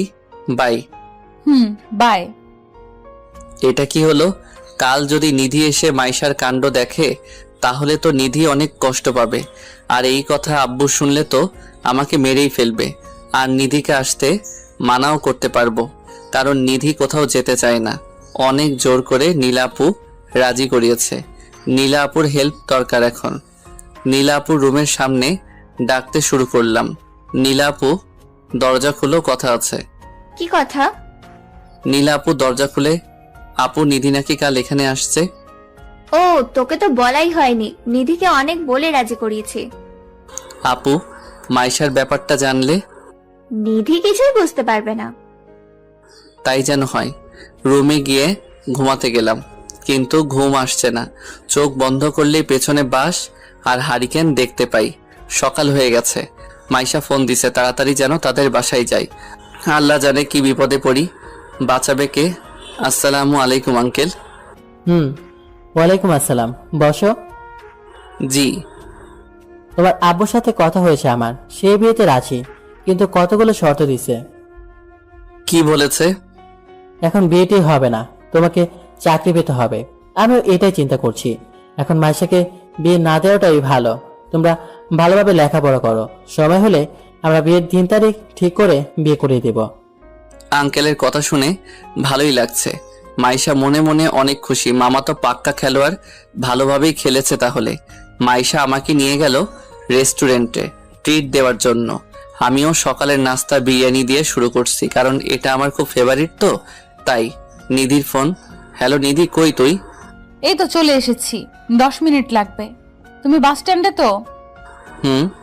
আসছি, এসে ফোন দিস। ওকে? আচ্ছা, দেরি করবা না, আমার ভয় লাগতেছে। আচ্ছা। ফোন রেখে রেস্টুরেন্ট থেকে বের হয়ে যাব। নিধি আসবে? তাড়াতাড়ি চল। নিধি আসবো? চল। বিল দিতে গিয়ে দেখি সাদিয়ার বফ। তাহলে এটাই সাদিয়ার রেস্টুরেন্ট? আরে দুলাভাই, কি খবর? এটা আপনার রেস্টুরেন্ট? ভালোই তো। ভাইয়া, কেমন আছেন আপনারা? ভালো। দুলাভাই, মাইশা বিলটা দে। না না, কি বলেন, লাগবে না, আপনারা তো আমার আত্মীয়। তাই? আচ্ছা ঠিক আছে, একটা কাজ আছে, পরে আরেকদিন আড্ডা দিব। বাই। ঠিক আছে। আমরা একটা রিক্সা নিয়ে বাস স্ট্যান্ডে গিয়ে নিধির অপেক্ষা করছি। নিধি জানে আমরা বেস্ট ফ্রেন্ড, তাই মাইশাকে দেখলে রাগ করবে না। নিধি বাস থেকে নামতে দেখে এগিয়ে গেলাম আমরা। নিধি আসতে সমস্যা হয়নি তো? না, তবে ভয় করছিল খুব। একা তো। হাই, কেমন আছো নিধি? ভালো। মাইশা, তুমি? ভালো। আমরা একটা সিএনজি নিয়ে বাসায় আসলাম। বাসায় যাওয়ার পথে মাইশার আব্বু সামনে পড়ছে। কি জামাই বাবাজি, কি এটা? আঙ্কেল, আমার চাচাতো বোন। নিধি আমার দিকে রাগী লোক নিয়ে তাকিয়ে আছে, মনে হয় কাঁচা খেয়ে ফেলবে। মাইশা, তোর বাপি কি বিপদে ফেললো রে?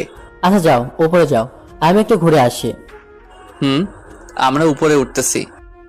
আসিফ, উনি তোমাকে জামাই বাবাজি কেন বললো? বাসায় চল, সবকিছু বলছি। তারপর বাসায় গিয়ে নিধি সবার সাথে দেখা করে। ফ্রেশ হয়ে আমাকে জামাই কেন বলছে তার উত্তর শুনতে বসতে আছে। নীলা আপু, মাইশা সবাই আছে। নিধিকে সবকিছু বুঝিয়ে বললাম। নিধি আমাদের এই অবস্থার কথা শুনে হাসতে লাগলো। যাই হোক, ভুল তো বুঝেনি। আজ আমরা ঠিক করলাম ছাদে একটা পার্টি দিব। যেই ভাবা সেই কাজ। হালকা খাবার আয়োজন করলাম। তিথি, সাদিয়া সবাই থাকবে। কিন্তু হঠাৎ মাইশার আব্বু আমাকে আর নিধিকে তাদের বাসায় দাওয়াত দিয়ে গেল। রাতে একসাথে খাবে, তাই নিধিকে যেহেতু আগে থেকে সবকিছু বলে রাখছি, সো এখন অভিনয়টা ঠিকঠাকভাবে করতেই হলো। সন্ধ্যায় মাইশাদের ওখানে খেতে গেলাম। আঙ্কেলকে সালাম জানিয়ে খাওয়ার জন্য প্রিপারেশন নিচ্ছি, কিন্তু আঙ্কেল নিধিকে উল্টাপাল্টা প্রশ্ন শুরু করে দিছে। নিধি, তুমি জানো তো মাসির সাথে যে আসিফের বিয়ে ঠিক হয়ে আছে? জি, আজই জানলাম। আমার মনে হয় বাসার কেউ জানে না। জানো তো আসিফের আব্বুর সাথে কথা হয়েছে? ও আচ্ছা, কবে বিয়ে ঠিক হয়েছে আঙ্কেল? এই তো পরীক্ষার পর। ভালো। এদিক দিয়ে তিথি ফোন দিচ্ছে ছাদে যাবার জন্য। আঙ্কেলের কাছে বিদায় নিয়ে ছাদে চলে গেলাম। তারপর নিধিকে সবার সাথে পরিচয় করিয়ে দিলাম। সবাই অনেক খুশি আমার ভালোবাসার মানুষকে দেখতে পেয়ে, যার জন্য আমি মরে যেতাম, যার বিয়ে আটকিয়ে অন্য কারো হতে দেয়নি। কিছুদিন ঘোরাঘুরি আর মজা করে মাইশা আজ চলে গেছে। মনটা খারাপ হয়ে আছে। আমি বাড়িতে যাব 10 দিন পরে। নিধিকে অনুরোধ করে বলে দিছি যেন বাসায় আমার আর মাইশার প্যাচগুলো বাসায় না জানায়। দুপুরের দিকে খুব বমি বমি ভাব পাচ্ছিল। বাথরুমে গিয়ে বমি করলাম, মুখ ভর্তি রক্ত। খুব ভয় পেয়ে যাই। কাউকে কিছু না জানিয়ে হাসপাতালে চলে যাই। ডাক্তার আমাকে পরীক্ষা করে এমন কিছু বলল যা শোনার জন্য আমি প্রস্তুত ছিলাম না। বসা থেকে দাঁড়াতে পারছি না। চারদিক যেন অন্ধকার হয়ে আসছে। মাইশা আমাকে ফোন দিয়ে যাচ্ছে। হ্যালো মাইশা, বল। আমি কই তুমি? বাসায় নেই, কখন থেকে ফোন দিচ্ছি। মাইশার আগের সুরে বলছে।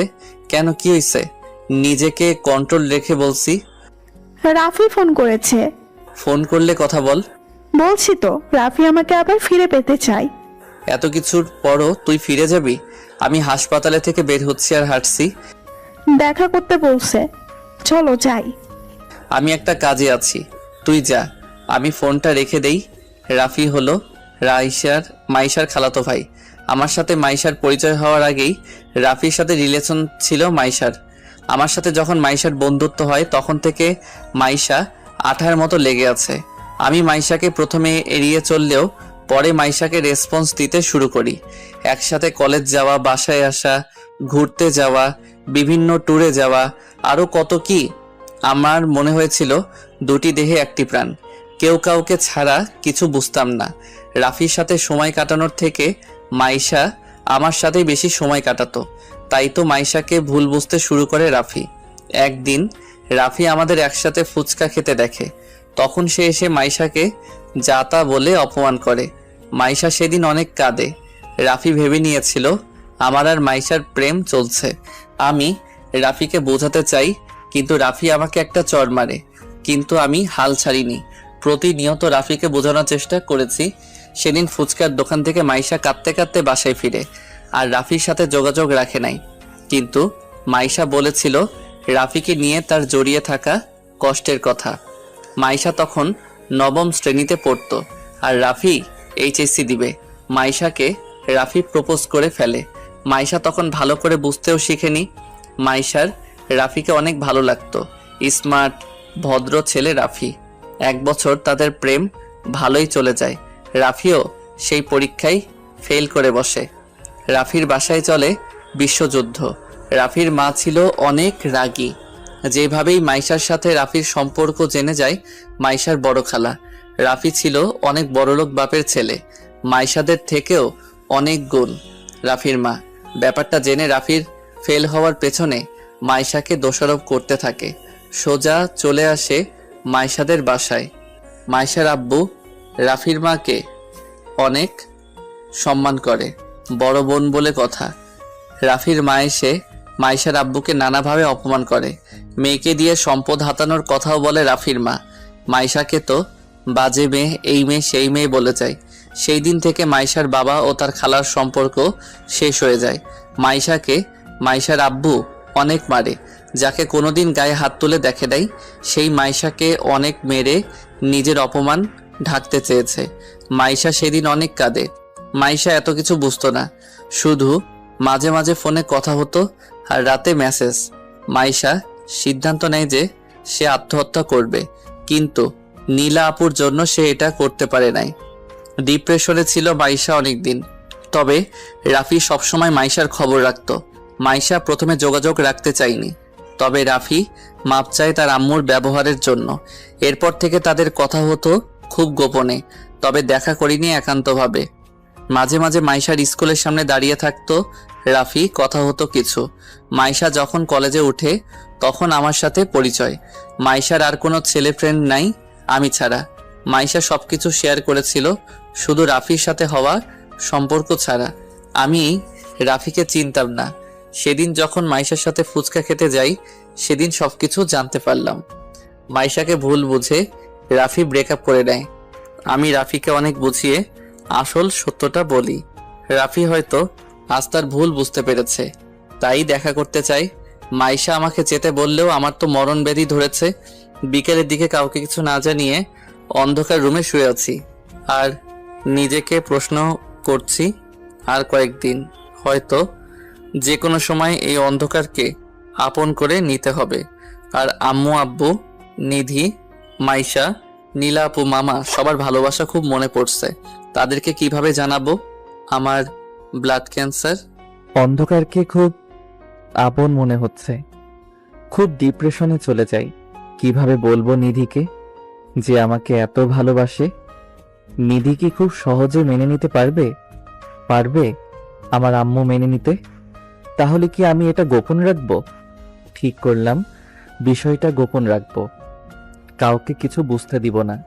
সেদিন বাসা থেকে বের হই না, কোনো কিছুতে মন বসে না। নীলা আপু, মাইশা আমাকে জিজ্ঞাসা করে কি হয়েছে। আমি কিছু হইনি বলে গেছি। বাসা থেকে 2 দিন বের হইনি। আমার এমন পরিবর্তন প্রায় সবার চোখে পড়ছে। মাইশা আমাকে জোর করে ছাদে নিয়ে গেছে। নীলা আপু আমার মন ভালো করানোর জন্য মজার মজার কথা বলছে। ছাদে গিয়ে এক কোণে বসে আছে। এ 2 দিন ভালোভাবে খাওয়া দাওয়া করি নাই। মাইশা আমাকে তার মাথায় হাত রেখে কসম কাটিয়ে বলছে, কি হয়েছে আমার? আসিফ, কি হয়েছে আমাকে বলো প্লিজ। কিছু না, এমনি মন খারাপ। আমি কথা লুকাচ্ছি? আমার মাথা ছুঁয়ে বলো কি হয়েছে। কিছু না, সাথে সাথে রক্ত বমি করছি। এই, কি হয়েছে তোর? বমিতে রক্ত কেন? নীলা আপু, নীলা আপু। কাউকে বলিস না মাইশা, কথা দে কাউকে বলবি না। আমার তো ব্যাপারটা ভালো মনে হচ্ছে না, ডাক্তারের কাছে চল। বমি করেই যাচ্ছি। মাইশা আমাকে টেনে পানি দিয়ে মুখ পরিষ্কার করে জোর করে ডাক্তারের কাছে নিয়ে যাচ্ছে। নীলা আপুকে মাইশা সবকিছু বলে দিছে। নীলা আপু মামা মামিকে নিয়ে হাসপাতালে চলে গেছে। আমি তো জানি আমার কি হয়েছে। ডাক্তার আমাকে ডেকে চিনে ফেলে। তোমাকে না বললাম এই রোগের ইমার্জেন্সি চিকিৎসা দরকার? এখন তোমার কন্ডিশন কেমন হতে পারে ধারণা আছে? ডাক্তার বলে যাচ্ছে, আমি চুপ করে আছি কারণ মামা মামি, মাইশা, নীলা আপু সবাই এখানে আছে। সবাই আমাকে বকছে কেন জানাইনি। এইরকম একটা বিষয়। ডাক্তার আমাকে কি যেন সুই দিল। আমি ঘুমিয়ে যাই। যখন চোখ খুলে দেখি আম্মু, আব্বু, নিধি, চাচা, মামা, মামি, মাইশা, নীলা আপু সবাইকে দেখতে পেলাম। আম্মু আমাকে জড়িয়ে ধরে কান্না করছে। নিধির চোখ ফুলে আছে, মনে হয় এতক্ষণ কান্না করে গেছে। আম্মু আমাকে বকা দিচ্ছে, বলছে কেন জানাইনি, যদি আমার কিছু হয়ে যেত। ডাক্তার এসে বলে গেছে চিন্তার কোনো কারণ নেই, এটা প্রাথমিক পর্যায়ে ছিল, এটি এমনিতেই সেরে যাবে। মেডিসিন লিখে দিছে।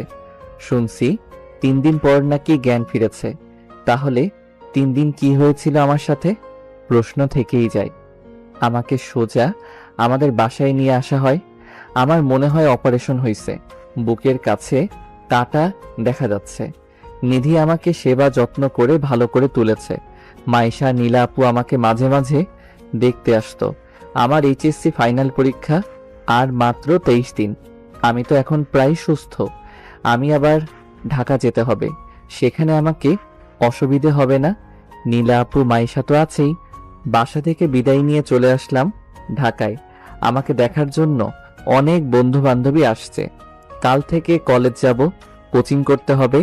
এই কয়েকদিন না হলে সমস্যায় পড়ে যাব। এদিক দিয়ে নীলা আপুর বিয়ের কথা চলছে। মনে অনেক আনন্দ লাগছে। নীলা আপুর বিয়েতে অনেক মজা করব, কিন্তু বিয়ে নিয়ে চলছে সঞ্চয়। বিয়ে হবে কি হবে না, তেমনি চলছে আমাদের পরীক্ষা নিয়ে। কারণ বর্তমান পরিস্থিতির কথা সবাই জানেন। একটি ভাইরাস থমকে দিয়েছে পুরো দুনিয়াটা। সেই ভাইরাস চলে এসেছে আমাদের দেশেও। এখনো মহামারী আকার ধারণ করেনি। যে কোনো সময় দেশ লকডাউন করে দিতে পারে। তবে সামাজিক দূরত্ব বজায় রেখে চলার আহ্বান জানাচ্ছে। বিয়ে টিয়ে বন্ধ করে রেখেছে, কিন্তু ছেলে চাচ্ছে বিয়েটা ঘরোয়াভাবেই হবে।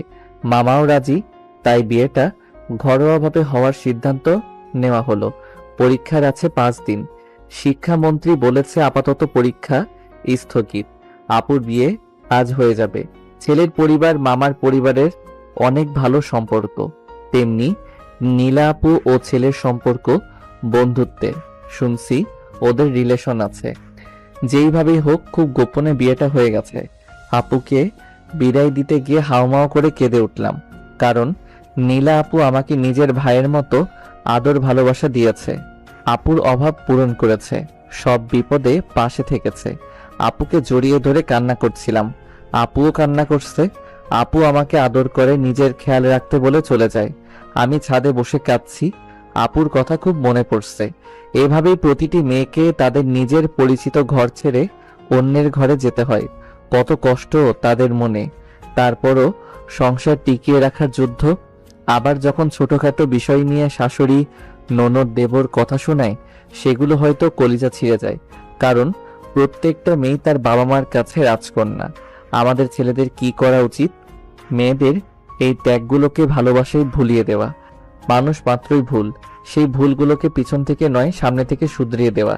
ছাদের এক কোনো কান্না করছিলাম, মাইশা পেছন থেকে এসে বলছে, কান্না করছিস? মাইশার কণ্ঠটাও ভার ভার লাগছে। মাইশা আপুর কথা খুব মনে পড়ছে রে। মাইশার দিকে তাকিয়ে দেখি মাইশার চোখেও পানি। আসলে নীলা আপু আমাদের সকল বিপদে আগলে রেখেছে, এগিয়ে এসেছে, আমার আপুর অভাব পূরণ করেছে।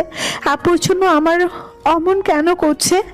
এখন আর আপু আগের মতো আমাদের খবর রাখতে পারবে না। আপন মানুষগুলো পর হয়ে যাবে, ভাবতেই বুকটা কেঁপে ওঠে। সব মেয়েদেরকেই একদিন বাবার কোল ছেড়ে পরকে আপন করতে হয়। মোবাইল বাজছে। নীলাপুর ফোন দেখে অবাক হয়ে গেলাম। ভিডিও কল করেছে। হ্যালো আপু। কে রে? আসিফ, কি করিস? শুনলাম আমি চলে আসার পর নাকি অনেক কান্না করেছিস। আপুকে বললাম।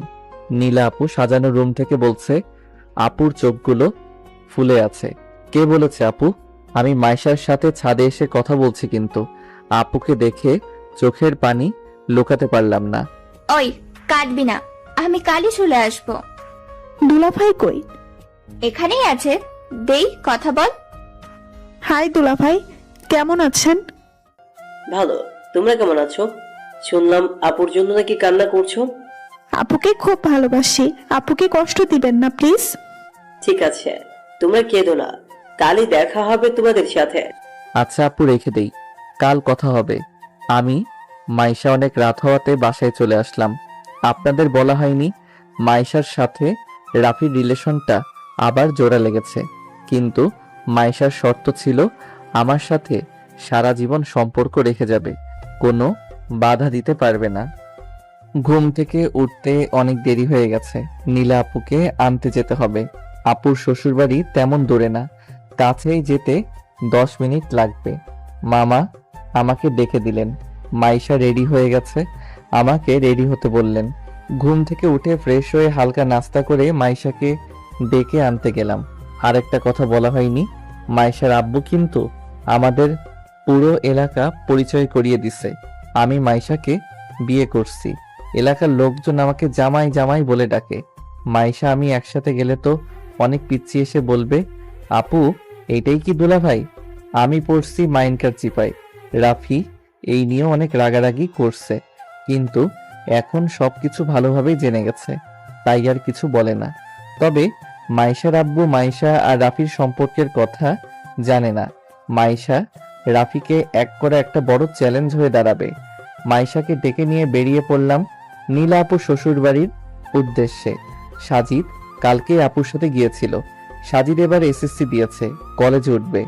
মামা বাজারে গেছে কি যেন আনার জন্য, মিষ্টি হয়তো নিয়ে যাবে। মামা মামি মাইশা গাড়ি নিয়ে নীলা আপুর বাসার সামনে। সাজিদকে দেখছি, নীলা আপুর ননদ মিমের সাথে ভাব জমিয়ে তুলেছে। আমাদের বাসার ভিতরে নিয়ে গেল। নীলা আপুকে খুঁজতে লাগলো আপু, তার রুমে কাপড় গোছাচ্ছিল। দুলাভাই হেল্প করছে। আপু, আসতে এতক্ষণ লাগে তোদের? কেমন আছিস? বস এখানে। দেরি তো হয়েছে আসিফের জন্যই, দিনের 11টা পর্যন্ত ঘুমাইছে। কি আমার জন্য দেরি হয়েছে নাকি তোর মেকআপ করতে করতে দেরি হয়েছে? আমাদের কথা কাটাকাটি সবসময় হয়।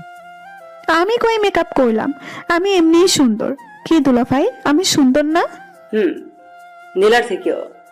মজা করে হয়তো বলছে, কিন্তু আপুর রাগী চোখ দেখে বোঝা যাচ্ছে আজ দুলাভাইয়ের খবর আছে। দেখছিস? সব ময়দার গুণ। এই তোর থামবি? দুলাভাই কেমন আছে? ভালো। তুমি? কাল তো অনেক খাটাখাটনি গেছে। দুলাভাই আমাকে বলল। কেন দুলাভাই, আমি মনে হয় কিছু করি নাই? কি করেছিস তুই? আপুকে সাজাইছে কে? কে? কে আবার? আমি? তার জন্য এমন হয়েছে। কি সুন্দর হয়নি? আমার সাজানো এলাকা জুড়ে বিখ্যাত, আর আপনি বললেন সুন্দর হয়নি? কখন বললাম সুন্দর হয়নি? তোমার আপুকে দেখে চোখ ফিরাতে পারিনি আমি। দুলাভাইয়ের কথা শুনে মাইশা অনেক খুশি, আর আপু মনে হয় লজ্জা পাইছে। হয়েছে, আর পাম দিতে হবে না। আচ্ছা ঠিক আছে, খেতে রাখছে, চলো। দুলাভাই অনেক ভদ্র, আপুকে অনেক ভালোবাসে এবং বাসবে সেই আশা আছে। আমরা খেতে বসলাম। আগে থেকে সবাই বসে আছে, আমাদের জন্য অপেক্ষা করছে। সাজিদ তো দুলাভাইয়ের নবম শ্রেণীতে পড়া বোনের সাথে ভালোই ভাব জমিয়ে দিয়েছে। আসলে বর্তমান যুগটাই এমন, ছোট ছোট ছেলে মেয়ে এগুলো খুব ভালোভাবে বুঝে।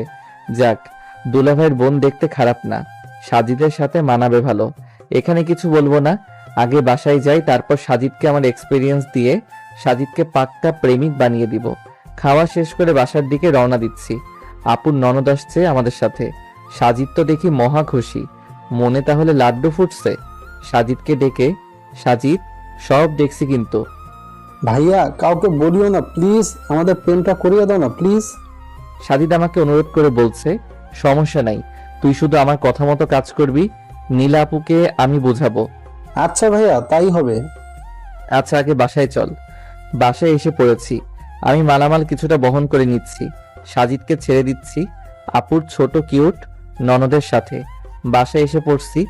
বাসায় ভালোই আনন্দ ফিরে আসলো। বলা হয়নি আপুর শ্বশুর বাড়িতে শ্বশুর শাশুড়ি আর ছোট একটা ননদ, নাম শান্তা। শ্বশুর শাশুড়ির মাশাল অনেক ভালো ব্যবহার, আমাকে বাবা বাবা বলে ডেকেছে। অল্পতে মানুষকে আপন বানিয়ে নিতে পারে। দুলাভাই ফ্রেশ হতে চলে গেছে, আপু ফ্রেশ হয়ে এসেছে। মাইশা শান্তাকে মাইশাদের বাসায় নিয়ে গেছে ঘুরিয়ে আনতে। সাজিদ আমি রুমে বসে আছি, খুব ক্লান্ত লাগছে, একটু রেস্ট নেই, কিন্তু সাজিদ তো আমাকে ঘুমাতে দিচ্ছে না। ভাইয়া কিভাবে কি করব? তোর কিছু করতে হবে না, আমি সব করে দিব। তুই শুধু শান্তার আশেপাশে থাকবি, আর একবার ছাদে নিয়ে যাবি, আরেকবার বাসায় নিয়ে আসবি। আমি কি বুদ্ধি দিচ্ছি নিজেও জানি না। কি যে বলো ভাইয়া। এখন ঘুমাবো, বিকেলে কাজ হয়ে যাবে, তুইও ঘুমা। বলেই আমি ঘুমিয়ে পড়লাম। সাজিদও আমাকে ডাকে নাই। লম্বা একটা ঘুম দেওয়ার পর সাজিদ ডেকে তুলছে। ভাইয়া ভাইয়া বিকাল হয়ে গেছে তো। তুই কখন বিকেল হবে সেই অপেক্ষায় ছিলি নাকি? না। ফ্রেশ হয়ে আসি, তুই যা। ফ্রেশ হয়ে এসে দেখি সবাই টিভি দেখছে। আমাকে দেখে দুলাভাই বলছে, কি রে ঘুমের রাজা, ঘুম ভাঙছে তাহলে? দুলাভাইয়ের কথা শুনে মাইশা বলে উঠল, বললাম না আসিফ শুধু ঘুমাই। মাইশা লেগে থাকে সব সময়। ভালো করছি। মাইশা চুপ কর তো, আসিফ একটু বেশি ঘুমায়, তাই বলে এত কথা বলতে হয় না। নীলা আপু আমাকে বুঝে ভালো। তারপর সোফায় বসে অনেকক্ষণ কথা বলে। ছাদে যাব ঠিক করলাম, বাহিরে যাওয়া নিষেধ এখন। আপু দুলাভাই শান্তা মাইশা আমাদের আগেই চলে গেছে। আমি সাজিদ ইচ্ছা করে দেরি করলাম, কি করে শান্তাকে পটানো যায় সাজিদের জন্য। ছাদে যাবার আগে নিচ থেকে সবার জন্য আইসক্রিম নিয়ে গেলাম। এখন এসব খাওয়া ঠিক না, তারপরও যে গরম পড়ছে সবাইকে আমি দিচ্ছি, আর সাজিদকে পাঠালাম শান্তাকে দেওয়ার জন্য। মাইশা কিছুটা বুঝতে পারছে। কি রে, কি প্ল্যানিং চলছে? তোকে বলতে পারি যদি তুই হেল্প করিস। করব, বল। শান্তার প্রেমে সাজিদ হাবুডুবু খাচ্ছে। ও আচ্ছা, আমি আগে থেকেই ধারণা করছি। তোর দরকার পড়লে হেল্প করিস। আচ্ছা। আপু তোমরা কথা বলো, আমরা এদিকে যাচ্ছি। আমরা ছাদের আরেক পাশে যাব। শান্তা মাইশার সাথে। শান্তা এদিকে আসো। আমরা এক জায়গায় বসলাম। বিকেলটা অনেক সুন্দর লাগছে। কেমন লাগছে শান্তা? জি ভাইয়া, ভালো। আমার সাথে বিয়ের দিনই অনেক ফ্রি হয়ে গেছে। তো শান্তার কোনো বফটপ আছে? না ভাইয়া, আর এসব ভাইয়া শুনলে মেরে ফেলবে আমাকে। ভালো, এসব না করাই ভালো। আচ্ছা ভাইয়া, তোমাদের প্রেমের কাহিনীটা বলো শুনি। আমাদের প্রেমের কাহিনী কার সাথে আমি ঠিক বুঝতে পারছি না। কার কাছ থেকে শুনলো? আপু বলে দিল। মাইসা আপুর আব্বুর কাছে। তোমাদের নাকি পরীক্ষার পর বিয়ে। কথা ছিল, কিন্তু পরীক্ষাই তো হবে না। মনে হয় না এই জীবনে মাইশার সাথে আমার বিয়েটা হবে। আমিও মজা করে মিথ্যাটাই বললাম। না শান্তা, আসিফ ভাইয়ের সাথে নিধি আপুর বিয়ে ঠিক হয়েছে, আর মাইশা আপুর বিয়ে আটকানোর জন্য অভিনয় করে যাচ্ছে। মানে বুঝলাম না। তারপর সবকিছুই বললাম। শান্তার মুড অফ হয়েছে, সাথে মাইশারও। সাজিদ যে কেন সত্যটা বলতে গেল, আনন্দটাই মাটি। আচ্ছা চলো বাসায় যাই, সন্ধ্যা হয়ে গেছে। চলেন। আমি আর শান্তা পিছনে। সাজিদকে ইশারায় সামনে যেতে বললাম। শান্তা। আমি শান্তাকে ডাক দিলাম। জি বলেন ভাইয়া। সাজিদকে তোমার কেমন লাগে? আস্তে আস্তে বলছি, যেন কেউ না শুনে। কেন ভাইয়া, এই কথা কেন বলছেন? সাজিদ তোমার প্রেমে হাবুডুবু খাচ্ছে। তুমি সাজিদকে তীরে তুলে নাও। ভাইয়া শুনলে আমাকে মেরেই ফেলবে। ভয় পেও না, নীলা আপু দুলাভাই আমি ম্যানেজ করব। তুমি শুধু বলো তোমার পছন্দ হয় কিনা। আসলে ভাইয়া আমি ওইভাবে ভেবে দেখিনি, আমাকে ভাবতে দেন, আমি আপনাকে পরে জানাবো। বাসায় চলে আসলাম। সবাইকে নাস্তা করার জন্য ডাকছে। সাজিদ আমার সাথে বসছে। ভাইয়া কি কথা হলো? হয়েছে, যা হবার রুমে বলবো। এখন শুধু শান্তার দিকে মাঝে মাঝে দেখবি আর মুচকি হাসবি। আচ্ছা। যা বলছি অক্ষরে অক্ষরে পালন করছে সাজিদ। শান্তা আমাকে ইশারায় বলছে সাজিদকে থামতে বলতে। সবাই দেখবে। সাজিদ চেপে যা, মনে কর কাজ হয়ে গেছে। সাজিদকে বললাম।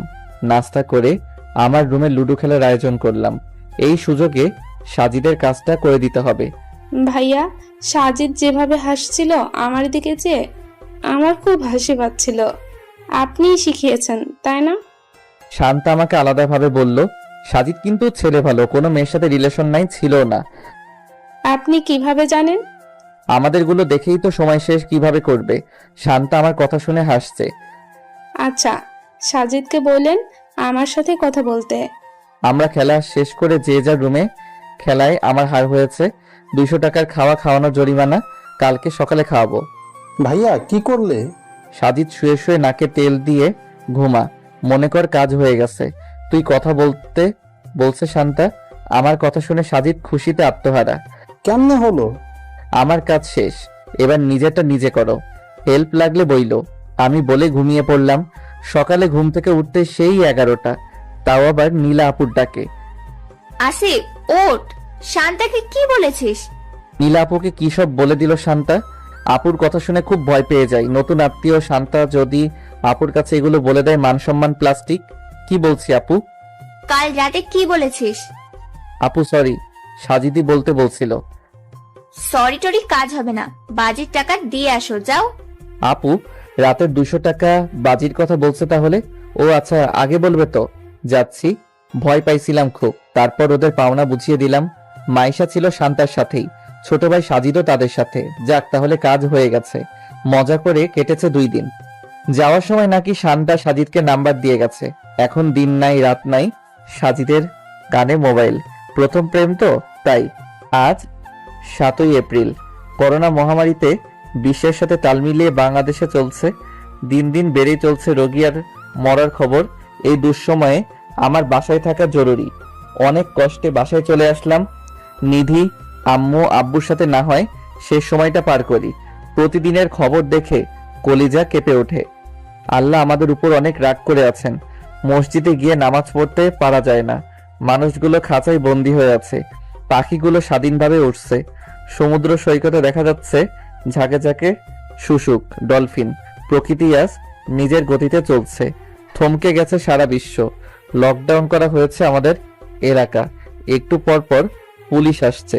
রাস্তায় দেখলেই বাড়ি, কিন্তু এলাকার লোকজন কাজ ছাড়াই চায়ের দোকানে আড্ডা দিচ্ছে, পোলাপাইনগুলো একসাথে খেলতে যাচ্ছে।